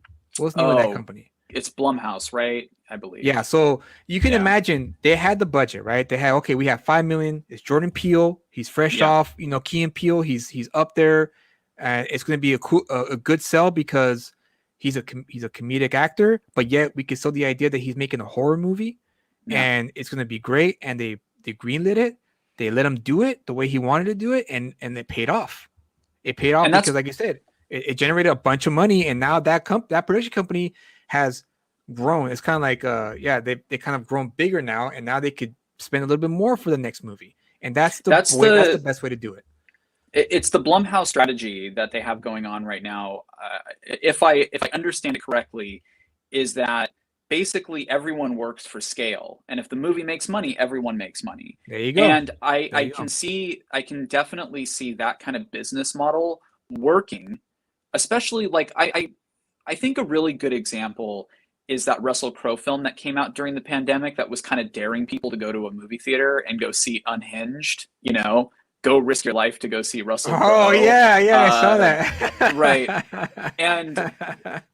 And so I didn't go see it because I heard the movie kind of sucked, but that's a shame. I do think you're going to have a lot of actors, even like Oscar-winning actors, that are really trying to become like the next Keanu Reeves or the next Liam Neeson and get their own little action franchise or something along those lines. And movies that could be made for under $50 million, but can make a ton of money. It doesn't have to be small little franchises. It could just be like, hey, I'm this up and coming screenwriter. I wrote the screenplay. I had you in mind. I hope you'll be interested. Are you interested? Because in other words, these big time actors are going to have to eat a big piece of humble pie. They're going to have to, because if they want to stay relevant, because I know a lot of actors want to stay, they like to stay relevant. They hope to stay relevant for as long as they can, both actors and actresses.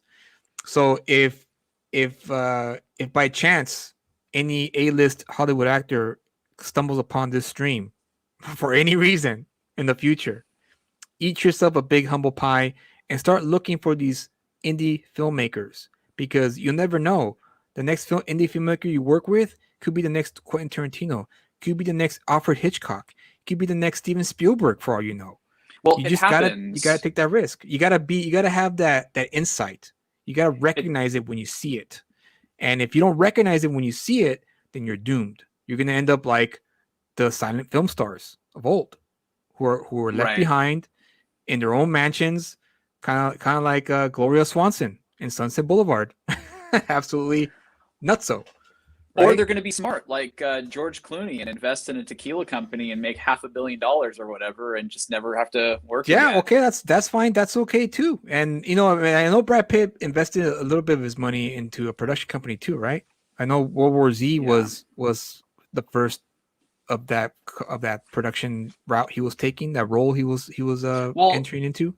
he does have a production company called Plan B, I think, and yeah, like he produced 12 Years a Slave, and I think yeah he won an Academy Award for that, I believe. Okay. So there you go. Look, Um, Blumhouse is quietly picking up talented directors to direct low budget films before promoting them to big budgets. There you go. yeah, That's yeah, that's the best way to do it. And it doesn't have to be horror all the time. It could be drama. It could be you. It's like Woody Allen, even though I don't like the guy either, but he had a good great filmmaker. What's perspective. wrong with him? He's a freaking I'm just pedophile, kidding. bro. Anyway, just kidding. I'm just kidding. I'm just kidding. Oh crap! I can't say that word because YouTube will take us down if I say that word. No, so the one thing that that I will agree with Woody Allen in terms of the artistic side of that of his life. He said that there's a market for everything. There's always a market for everything. You just gotta find it, and once you find it, stick to it. It may not be the biggest. It may be a small market, but if you play your cards right, you'll be able to make a decent amount of revenue if you know Yeah. how to promote it and market it and all that stuff. So there's a market for everything. And I think Hollywood's stuck in their old ways. They have not caught up to the social media world that we live in today. And Blumhouse is, you could tell that the people running Blumhouse are in the social media world. They understand how it works. They understand how to utilize social media. They understand how to market in the social media world, and that's why they're successful. And they've been successful since Get Out, because if Get Out didn't make it, then they would have died. But since it didn't die, and Get Out was a freaking massive hit, a sleeper hit at the time, then they got to give their credit. They got to give all their credit to Jordan Peele for. Well, I guess it goes both ways, right? Because they gave him the green light, and he gave him a good piece of a story, which was a great story, by the way. It was a fucking creepy story, man. Oof, crazy story. I don't necessarily think. I think that at that point, Blumhouse was far enough along that I think they would have been okay if the movie had flopped. But I think that's the idea. I don't think they make movies that are like such a gamble that it would, it would ruin the studio if they flopped. But Julius Durant, I try to. Happy Jam. I try to write every day. I have a journal. I write in it when I have ideas or thoughts, or like say I'm stuck on a story and it comes to me, I write it down and I put it away. So I try to every day. That's good. But yeah, I want to write a screenplay. I'm thinking about it. I just don't know of what though. I want to kind of do with the Blumhouse thing, which is start in one location, one scene. It's funny. Actually, I was thinking about your script. The time still one, the one where time stands still. Oh, shh. Oh, sorry. Well, yeah. No, I'm just kidding. I'm just kidding. I think we could do something with that. Yeah, I think there's a lot that can still be done, and the key is trying to figure out. What's the Trachtenberg Predator movie? What's that, Ferris? Is that a new Predator movie that's coming out? Dan who's Dan Trachtenberg? Dan Trachtenberg. He's the guy Sandberg? That's doing. Who is that? Huh. I know Dan Trachtenberg's the guy that did 10 Cloverfield Lane, right? And I think he's doing Uncharted, the movie. Ah, okay. I could be wrong. Okay. What's up, Edwin? Nice to have you. What's up? Predator movie. Well, if he's making a Predator movie, that'd be kind of cool. Oh yeah, you're right. 10 Cloverfield. Right. Huh. They've been trying to make a Predator movie, and they just keep failing every time they do it. Why? How can Yeah. you fail at a Predator movie? It's the I don't formula know is simple. though. This is my thing with Jurassic Park. Like Jurassic Park is, I think, a perfect movie and one of the greatest films ever made, and one of my all-time favorites. It's not doesn't really have sequel potential. Like, I mean, how do you kind of like recapture that magic? It's like, hey, the dinosaurs are back.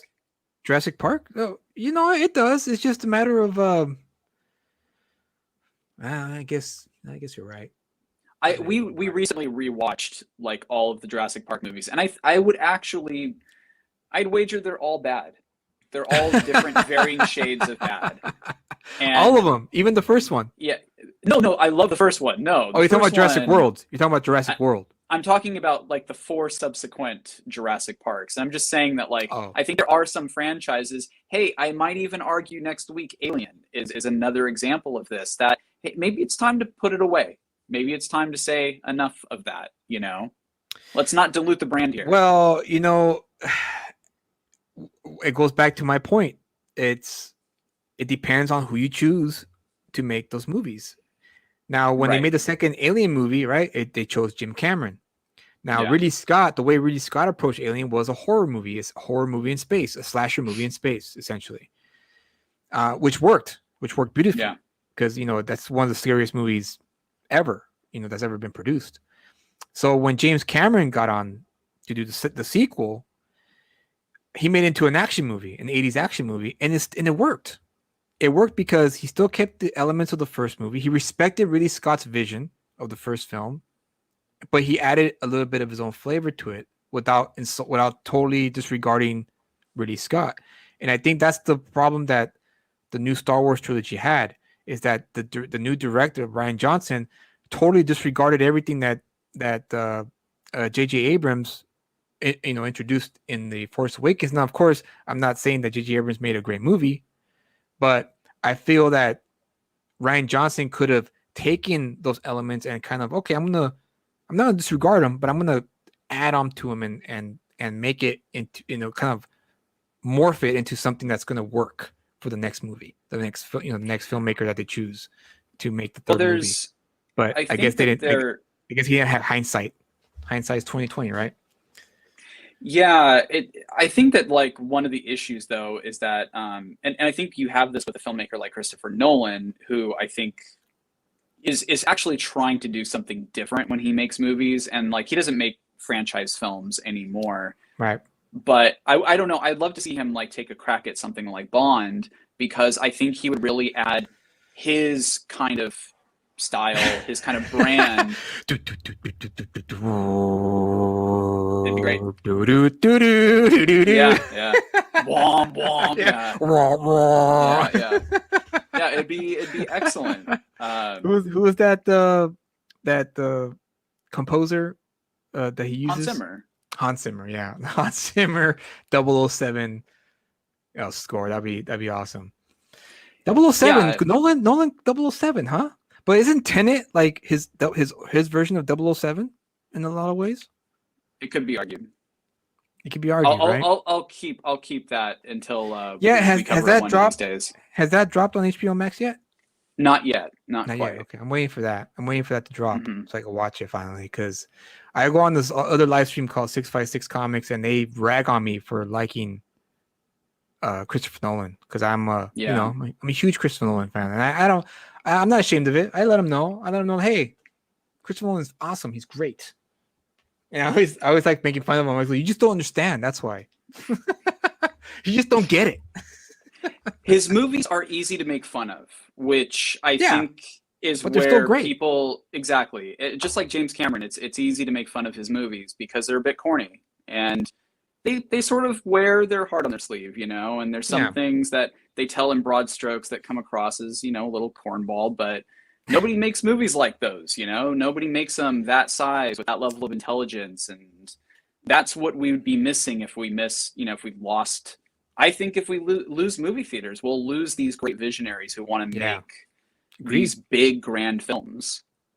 I agree because I don't want it to go away. I don't want it to die. I would like it to go on for as long as humanity is around. I don't want cinema to go away because, like I said, people love stories. I love a good story. Robert McKee wrote a book called Story, and that entire book is about how people, not just people, humanity loves a good story. And if you give them a good story, they'll flock to it. I remember one time when we hung out at your house, you mentioned something to a mutual friend of ours, and you talked about how you said you were the type of person who waited until things got to the top, like what'd you call it, a creme? What was that term you used? What's that phrase? I'm not really sure. The cream, when the cream rises to the top. That's what you said. I went to the cream rises to the top to pay attention to it. And that sounds like something I would say. Yeah, that's kind of my strategy. That has always been my strategy for picking movies to see. Right, and that's a prime example of what Robert McKee mentioned in his book, which was if you write a solid good story, it's gonna be like cream. It's gonna rise to the top, and people are gonna flock to it. And the prime example of that is Titanic. Remember Titanic when it came out? It didn't do well in the opening box office. I think it started at number 8, number 9. No, it did. It was number 1. It was did number well. 1? It just was unclear at the time, just like Avatar, whether it was going to make its budget back. Are you sure about that? Because I remember it didn't do well when it opened. Let's see, I would bet you Titanic opening box office 1997, right? That was 97? Yeah. Let's see what the search engine says. It was number 1.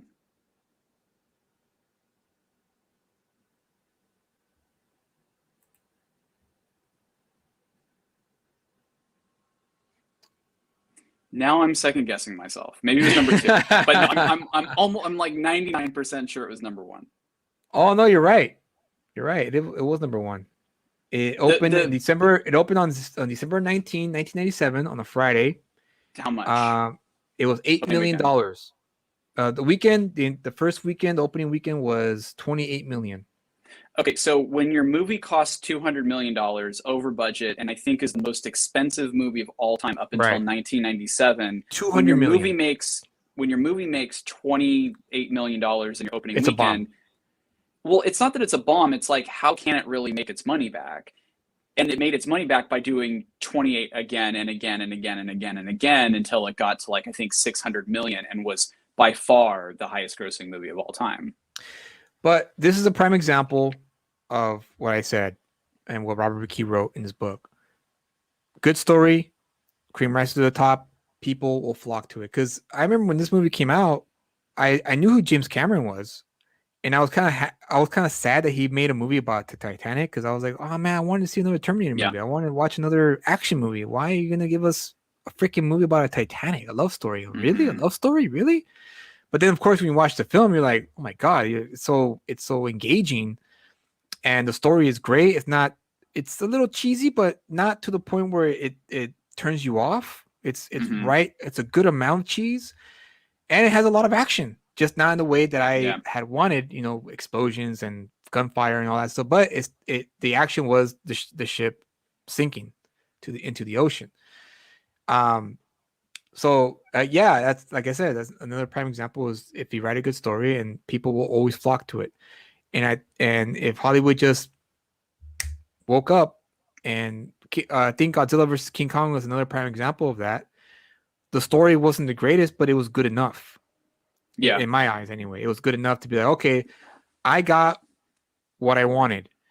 When I heard that they were making a King Kong vs. Godzilla movie, I wanted to see King Kong versus Godzilla. I wanted to see them fight. And I didn't want to wait until the end of the movie for them to fight. I wanted to fight right away. I wanted rounds, and I got it. I got what I wanted, because I wanted them to fight a few times in the movie, not just once. And I wasn't disappointed. I could have done with that a little bit without the sub stories that were going on. The discovering of the conspiracies and stuff like that. Yeah. But you need that in a big spectacle movie, or else audiences won't connect to it on the human level. But I'd argue it wasn't needed, but I get what you're saying.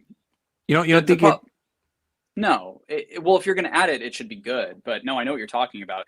It was the side story with the actress from Stranger Things. Yeah, yeah, that, yeah, Yeah, yeah, I mean yeah. it's bad. It's just it's disrupting what you want to see, you know. Right. And every time they're on I think screen, it. you're like, why is Godzilla not on my screen right now?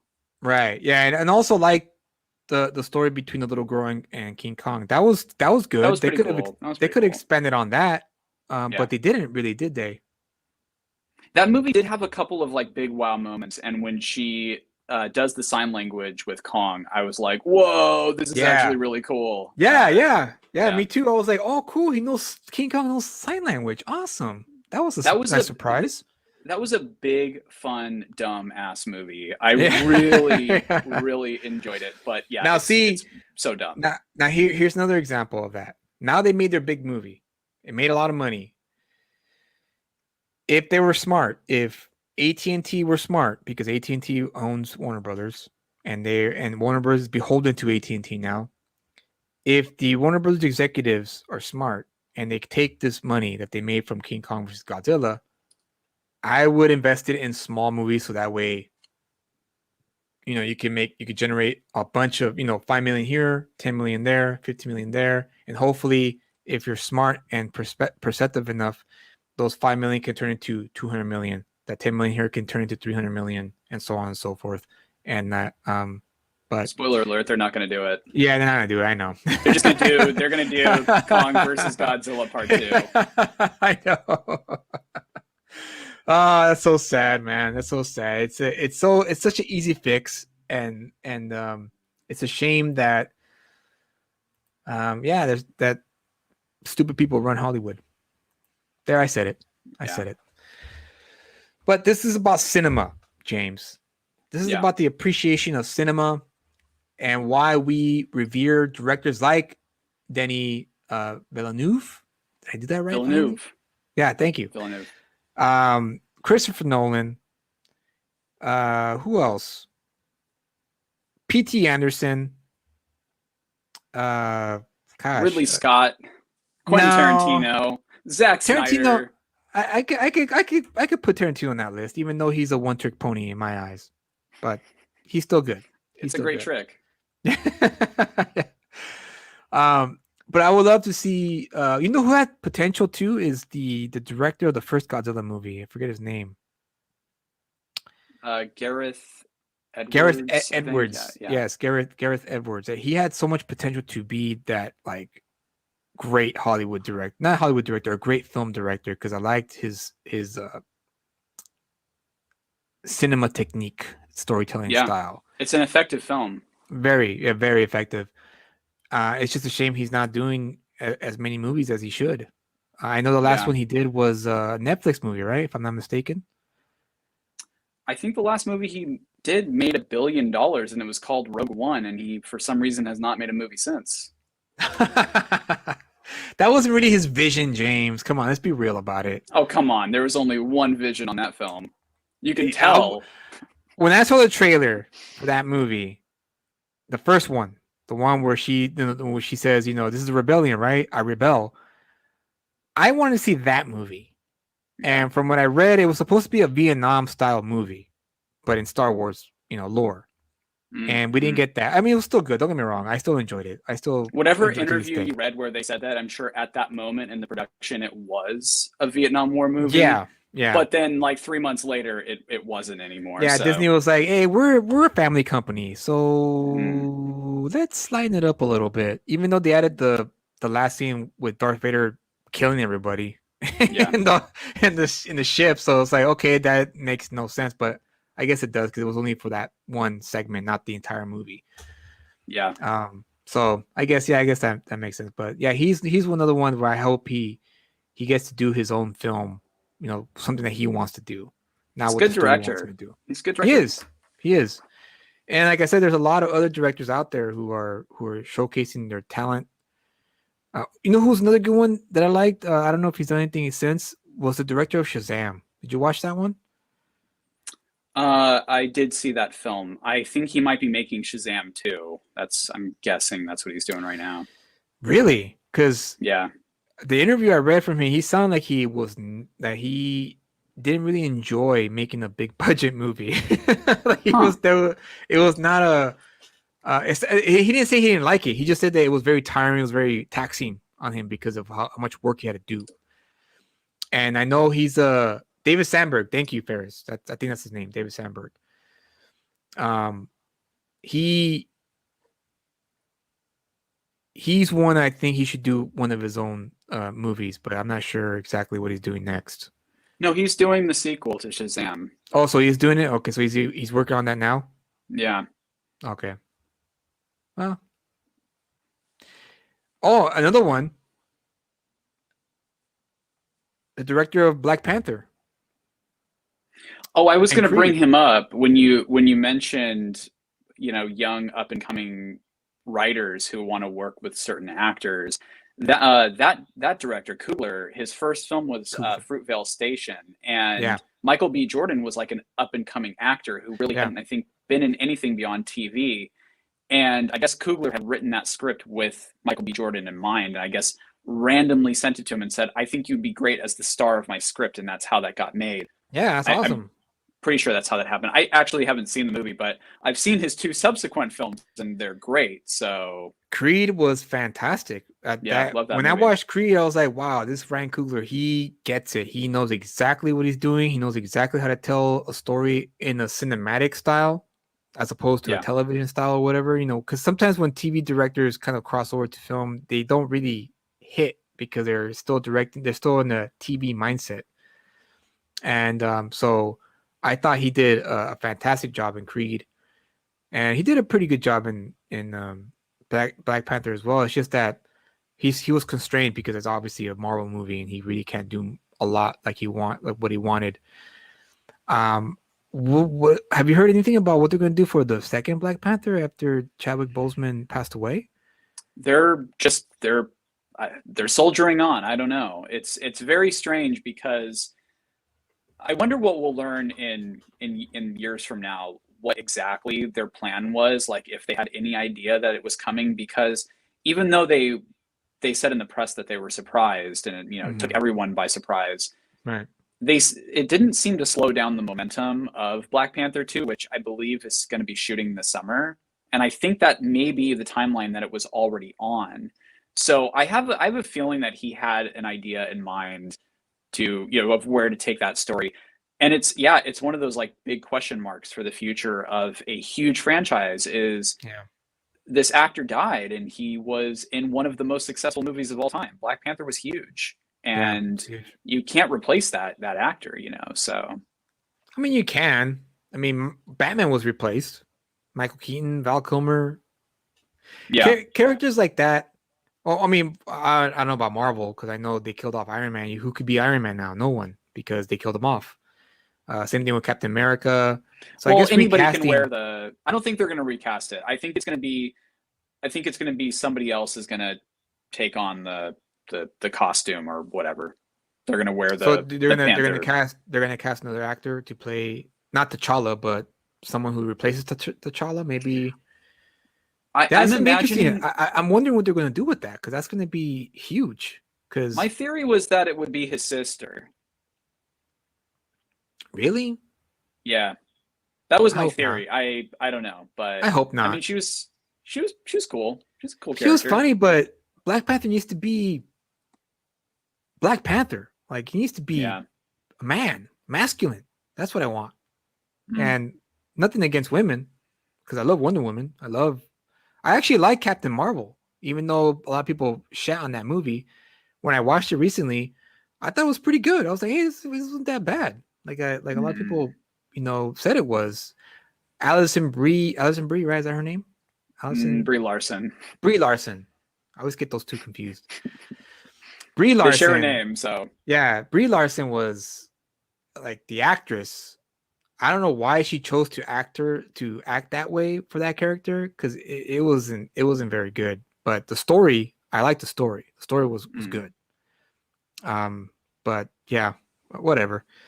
It'd be interesting to see what they're gonna do with Black Panther because that was a good one. I like the story of Black Panther. That was a great story about how the leaving Killmonger behind. He was one of them, but they still left him hanging, and how they pretty much created their own monster. It was cool. I liked it. I liked the whole aspect of that. Mm-hmm. Yeah. No one's replacing Black Panther, according to Kevin Feige. So Ferris just notified us that no one's replacing Black Panther, according to Kevin Feige. So you might be right, James. It might be the T'Challa's sister. So we'll see. Yeah, I think it could also be the character that is the actor's name Winston. No, I don't think it is. I think it's Felicia or something like that. I forget her name. There's an actor in the movie that. No, it's Winston Duke. Yeah. Okay. He's the actor, right? Do I have this wrong? He's the character that like ends up like he fights T'Challa in the beginning and like he gets defeated. And like I don't know, I have a feeling that like it's gonna be him or maybe the sister. I don't know. But oh, that'd be cool because he was a good candidate if he wanted to. Yeah. They could definitely make him into a Black Panther. Mm. We'll see. We'll see how they do it because I know it took me by surprise when Chadwick Boseman passed away. I was like, wow, he was so young too. He was what 40, 44, 45? Early 40s. Early 40s. So yeah, so it was tragic. I was like, wow, I had no idea that was even a thing. Yeah. He really chose his projects. He really chose his projects knowing, because he knew that, like, he knew he had cancer. He was living with it, and the choices that he made were, I think, very much had his legacy in mind. If you watch Da 5 Bloods or the Ma Rainey's Black Bottom, which he's probably going to win a posthumous Oscar for, he was really choosing roles, I think, that he wanted to be remembered by. And I think his agent maybe said that like he was really big on wanting to be a role model. And I don't know, like I think a lot of that was like heavy on his mind with everything he was dealing with. And he was very secretive about it. You know, he didn't tell anybody he had cancer. So wow, it's really interesting. Very interesting. Okay, well, I think that's about wraps it up. We've been talking for close to 2 hours now. Yeah. About cinema and how much it's influenced our lives and culture and the world. See, do you have any other adding thoughts to that? What cinema means to you? What cinema may mean to the world? And how it can be saved or if it's going to die? I don't think it's going anywhere. No, you think it's going to stick around for as long as... I think it's just going to keep evolving. It may not be recognizable to us in 50 years, but it'll stick around. It'll evolve. It's durable, like music. You're right. It is. You're right. Well, like I said, a good story, right? Good story always sticks around. So even the greatest and they've been telling stories for like thousands of years. Yeah, thousands of years. You're right. I don't think I have anything else either, other than I wish that we had good stuff these days.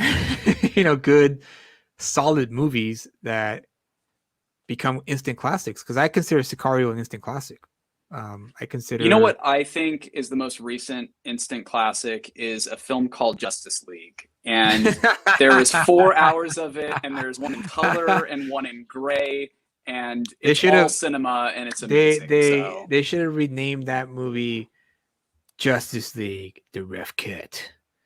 That's what should have renamed it, because that's what it was. It was a rough cut version of the Justice League movie. I think Snyder's assemblage cut. Assemblage cut, exactly. Gosh, man, Zack Snyder is such a great filmmaker. Don't say that. He's gonna start believing it if he hears it. The more he hears it, the more he's gonna believe it. We don't want that. We want him to grow. He knows he's great. He's not that great. He's solid. I hope I don't meet him one day because I'll probably tell him to his face, I don't think you're that great of a director. I think you're overrated. I think he would just be like, all right. He'd be like, I don't care. I'm gonna go home to my mansion See ya. Yeah. Have you made a movie, Mr. Julius? Have you even tried to make a movie, Mr. Julius? Like, no, but you still suck in my book. As a film director, I don't know how you are as a human being, so I can't comment on that. But as a filmmaker, you're not that great. Sorry. He seems like a nice dude. He does seem like okay, but I kind of had a problem with what he did to a group of people when Justice League came out.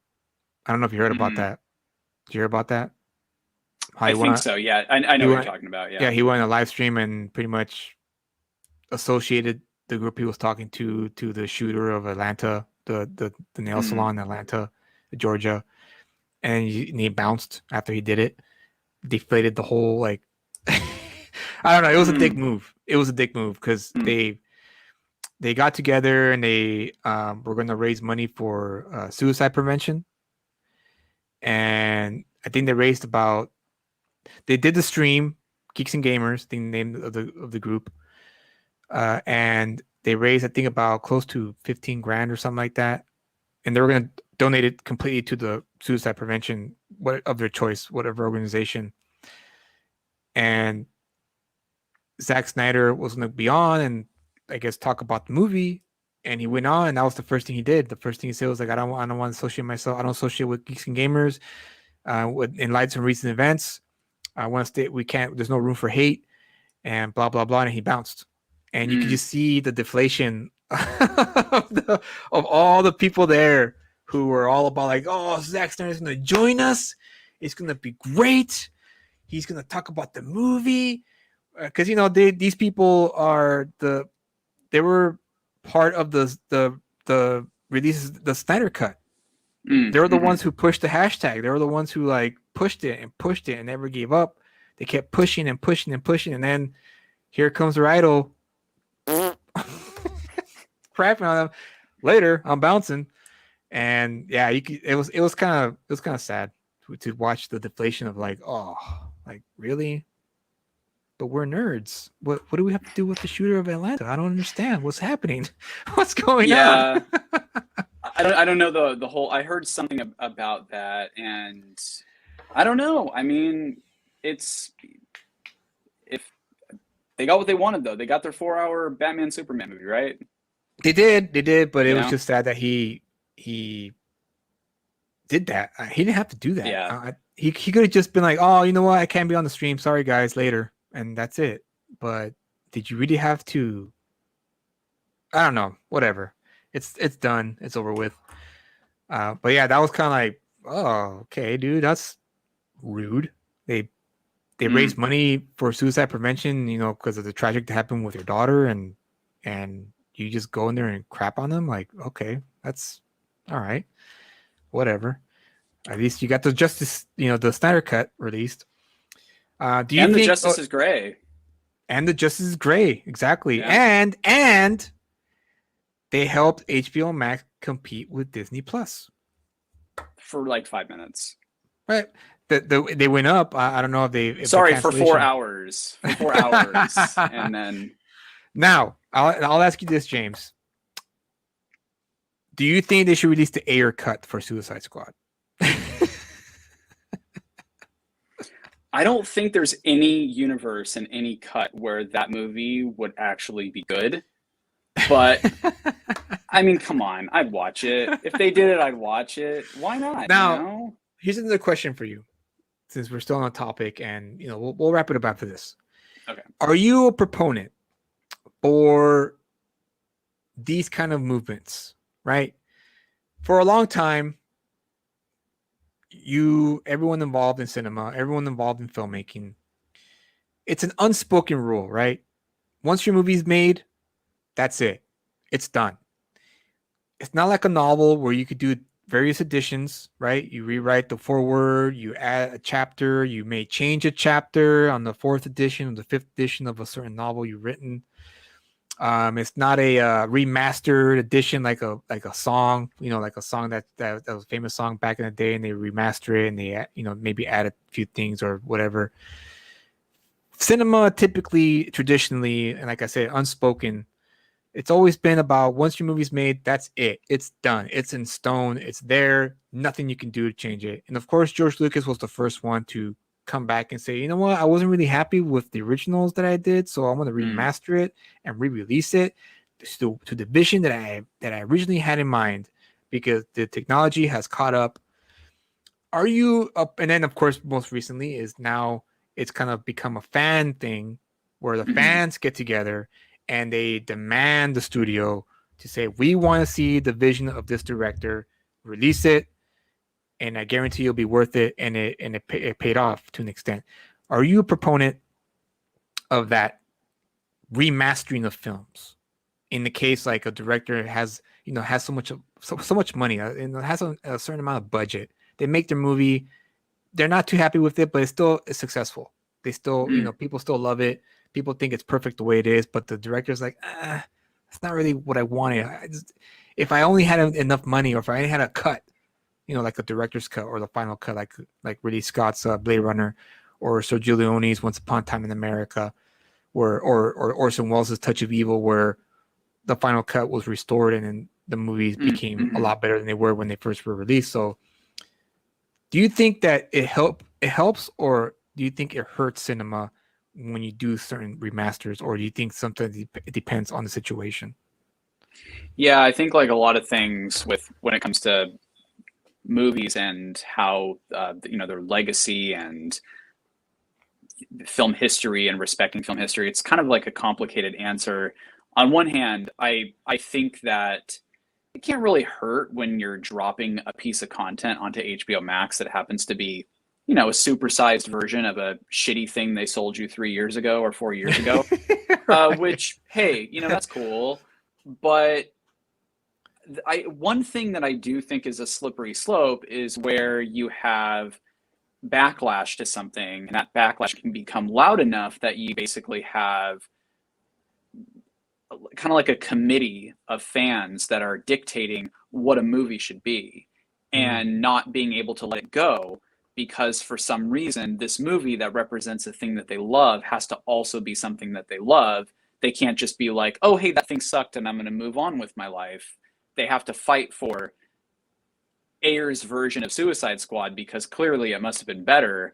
I mean, I don't know. Those movies were made under really stressful circumstances, and I don't think you can really fix them, and I think that's one of the reasons why a movie should be done when you release it. You shouldn't go back and change it, because it's so hard to make a good movie as it is. Usually you can't make a good movie out of a movie that's already bad. You can't just polish it a little bit and suddenly it's a good movie. Now, you could make an argument for a movie like Blade Runner, which I don't think was really finished, and a lot of bad decisions were made towards the initial release of the movie, and they tweaked it over the years. That's one of the very few exceptions, I think, to that rule. Now, is it because of studio meddling? Because earlier when we were talking about producers, right? I was talking about Thalberg and Zanuck and Selznick. But here in Blade Runner, for instance, you have producers who probably didn't know much about artistic valor, right? And so they butchered a film that a director had originally envisioned. So do you think under that circumstances, is it okay to go in and go, okay, you know what?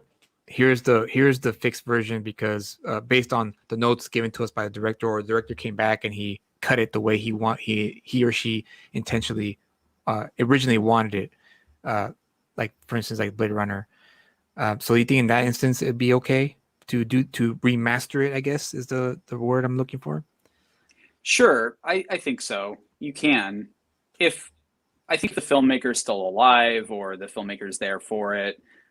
I guess in a situation like Touch of Evil, or Orson Welles wasn't around. They were just going based off of his notes. I don't know. I don't necessarily think those things are bad at all, really. It's just, I don't know. You do run the risk of, at what point do you go too far, and at what point should you just let it go and make another movie, bro? I don't know. It didn't work out. It's fine. Right. Go make a better film. Don't live in the past. Just move on. And I think a lot of my favorite filmmakers, they really don't go back to their movies. They just go to the next one. They make the next thing, and they don't focus on it. And then they get better with the next movie, right? Yeah, right. They fix their mistakes from the previous one. Yeah. You're right. You're absolutely right about that. That's actually, that's a good perspective on that. I think a purist, I guess, a cinema purist would prefer that anyway. Because hey, the movie was done. It is what it is. Let's move on to the next one. But nowadays, I think that hurts the director's career. So if you make a movie that bombs and the studio meddles with it, well, guess what? All the blame's going to be put on you because you're a director behind that movie. It's like, but that's also the risk that you took when you signed on to do it. That's true. That's true too. And if you didn't have the ability to demand creative control, then you knew that you were putting your career on the line if you didn't work with the right people. And I'm not saying that a filmmaker is at fault for that, but there's a lot of factors involved that I think a lot of people don't fully take into consideration. There's this idea to deify a filmmaker, think like, oh, they must be right. A lot of times they're wrong. Okay. Well, I think that's the last thing I wanted to ask before we call it a night. So with that said, guys, I think hopefully you guys learned something tonight. Hopefully you guys have a slightly deeper appreciation of cinema, because cinema has been a major staple in our world ever since the creation of the motion picture camera, and it's come a long way. It's come a long way, but in the grand scheme of things, it's still growing. It's still evolving, and I think now in the COVID world that we live in the social media world, the fast TikTok, 10-second videos, I think it's gone back, like you said earlier, James, back to square one, where now it might become decentralized, and now you're gonna have a bunch of talented filmmakers making their own movies, and you never know, the next person who may come from that world can make the next box office hit. Someone who's gonna sell their big movie to Netflix or a streaming service, or if the COVID situation gets under control, people will go back to the theater. And I think people are hungry. People are hungry for good stories now and escapism, because the 2020 was such a fucking bitch slap to a lot of people. And so there's a lot of things that were missed out because of the shutdowns and whatnot. So maybe in the next coming years, cinema will see a renaissance of sorts, where people are going to be, hungry for creating and getting out and doing what they want to do in terms of entertaining people. So hopefully that's the case, and hopefully it comes from independent filmmakers and not the studio system, because I think at this point it's safe to conclude that the studio system is broken, and there's no way of salvaging them. And all they're going to do is, like you said, King Kong versus Godzilla Part 2, the next Avengers, Marvel. I mean, Disney will just focus on the big known brand name movies, remakes. And that's about it for that element of the industry. And hopefully, and I'll watch them all is the problem. Yeah, of course. Yeah. Too, so if they're good, they'll be worth the watch. But hopefully, the smaller fish in this vast ocean of creativity, they'll get their time in the sun to shine, and hopefully they'll rise to the ranks, and there'll be true competition.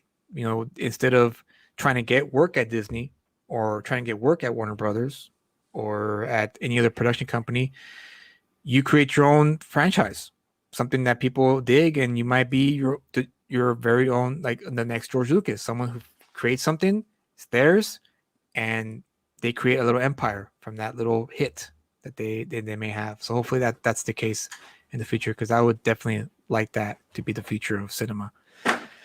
So with that said, next week, Sean will be back with us, and we'll be talking about Prometheus, the crappy movie directed by Ridley Scott, in my opinion. And are we covering Covenant also? Are we doing Covenant for extra? Yeah, yes, we'll be doing Covenant. So it'll be a double feature. Okay. So Prometheus and Covenant, because Covenant came out after Prometheus as a connecting, right? They're two movies that connect. Yeah, right? it's the second part in a trilogy that's probably never going to happen, No, but it's it's never worth gonna happen. watching. It's worth watching. Please watch I'll it. definitely, yeah, I'll watch. I'm gonna watch it, and if you guys are watching the stream, watch it yourselves, and you guys can share your thoughts, because I still to this day think Prometheus is terrible, but hopefully when I watch it again, I'll change my mind. Who knows? Less But terrible? I was extremely disappointed when I watched it in the theater. I was excited, I was happy. It was Ridley Scott coming back to Aliens. I was like, this is gonna be great. This is gonna be awesome, and it was nothing but a fucking disappointment. So, yeah. Well, So for me at the we'll time, see. anyway, We'll see. We'll see. we'll see how I feel the second time watching it. Because I only watched it once and that was it. I didn't want to watch it again because I thought it was a waste of time. So, okay, yeah. I would like to thank the people in the chat. Ferris, thank you for joining us and commenting. Edwin, join us. Happy Jam Jam. Thank you for joining us as well. And Horror Show, once again, thank you. And we'll see you next week for Prometheus, directed by Ridley Scott, and Covenant. Was that also directed by Ridley Scott? Yeah, sure was. Okay. All right. Good to know. And we'll see you then. Have a good night. Stay safe out there. Have a beautiful weekend. Peace. Bye, guys.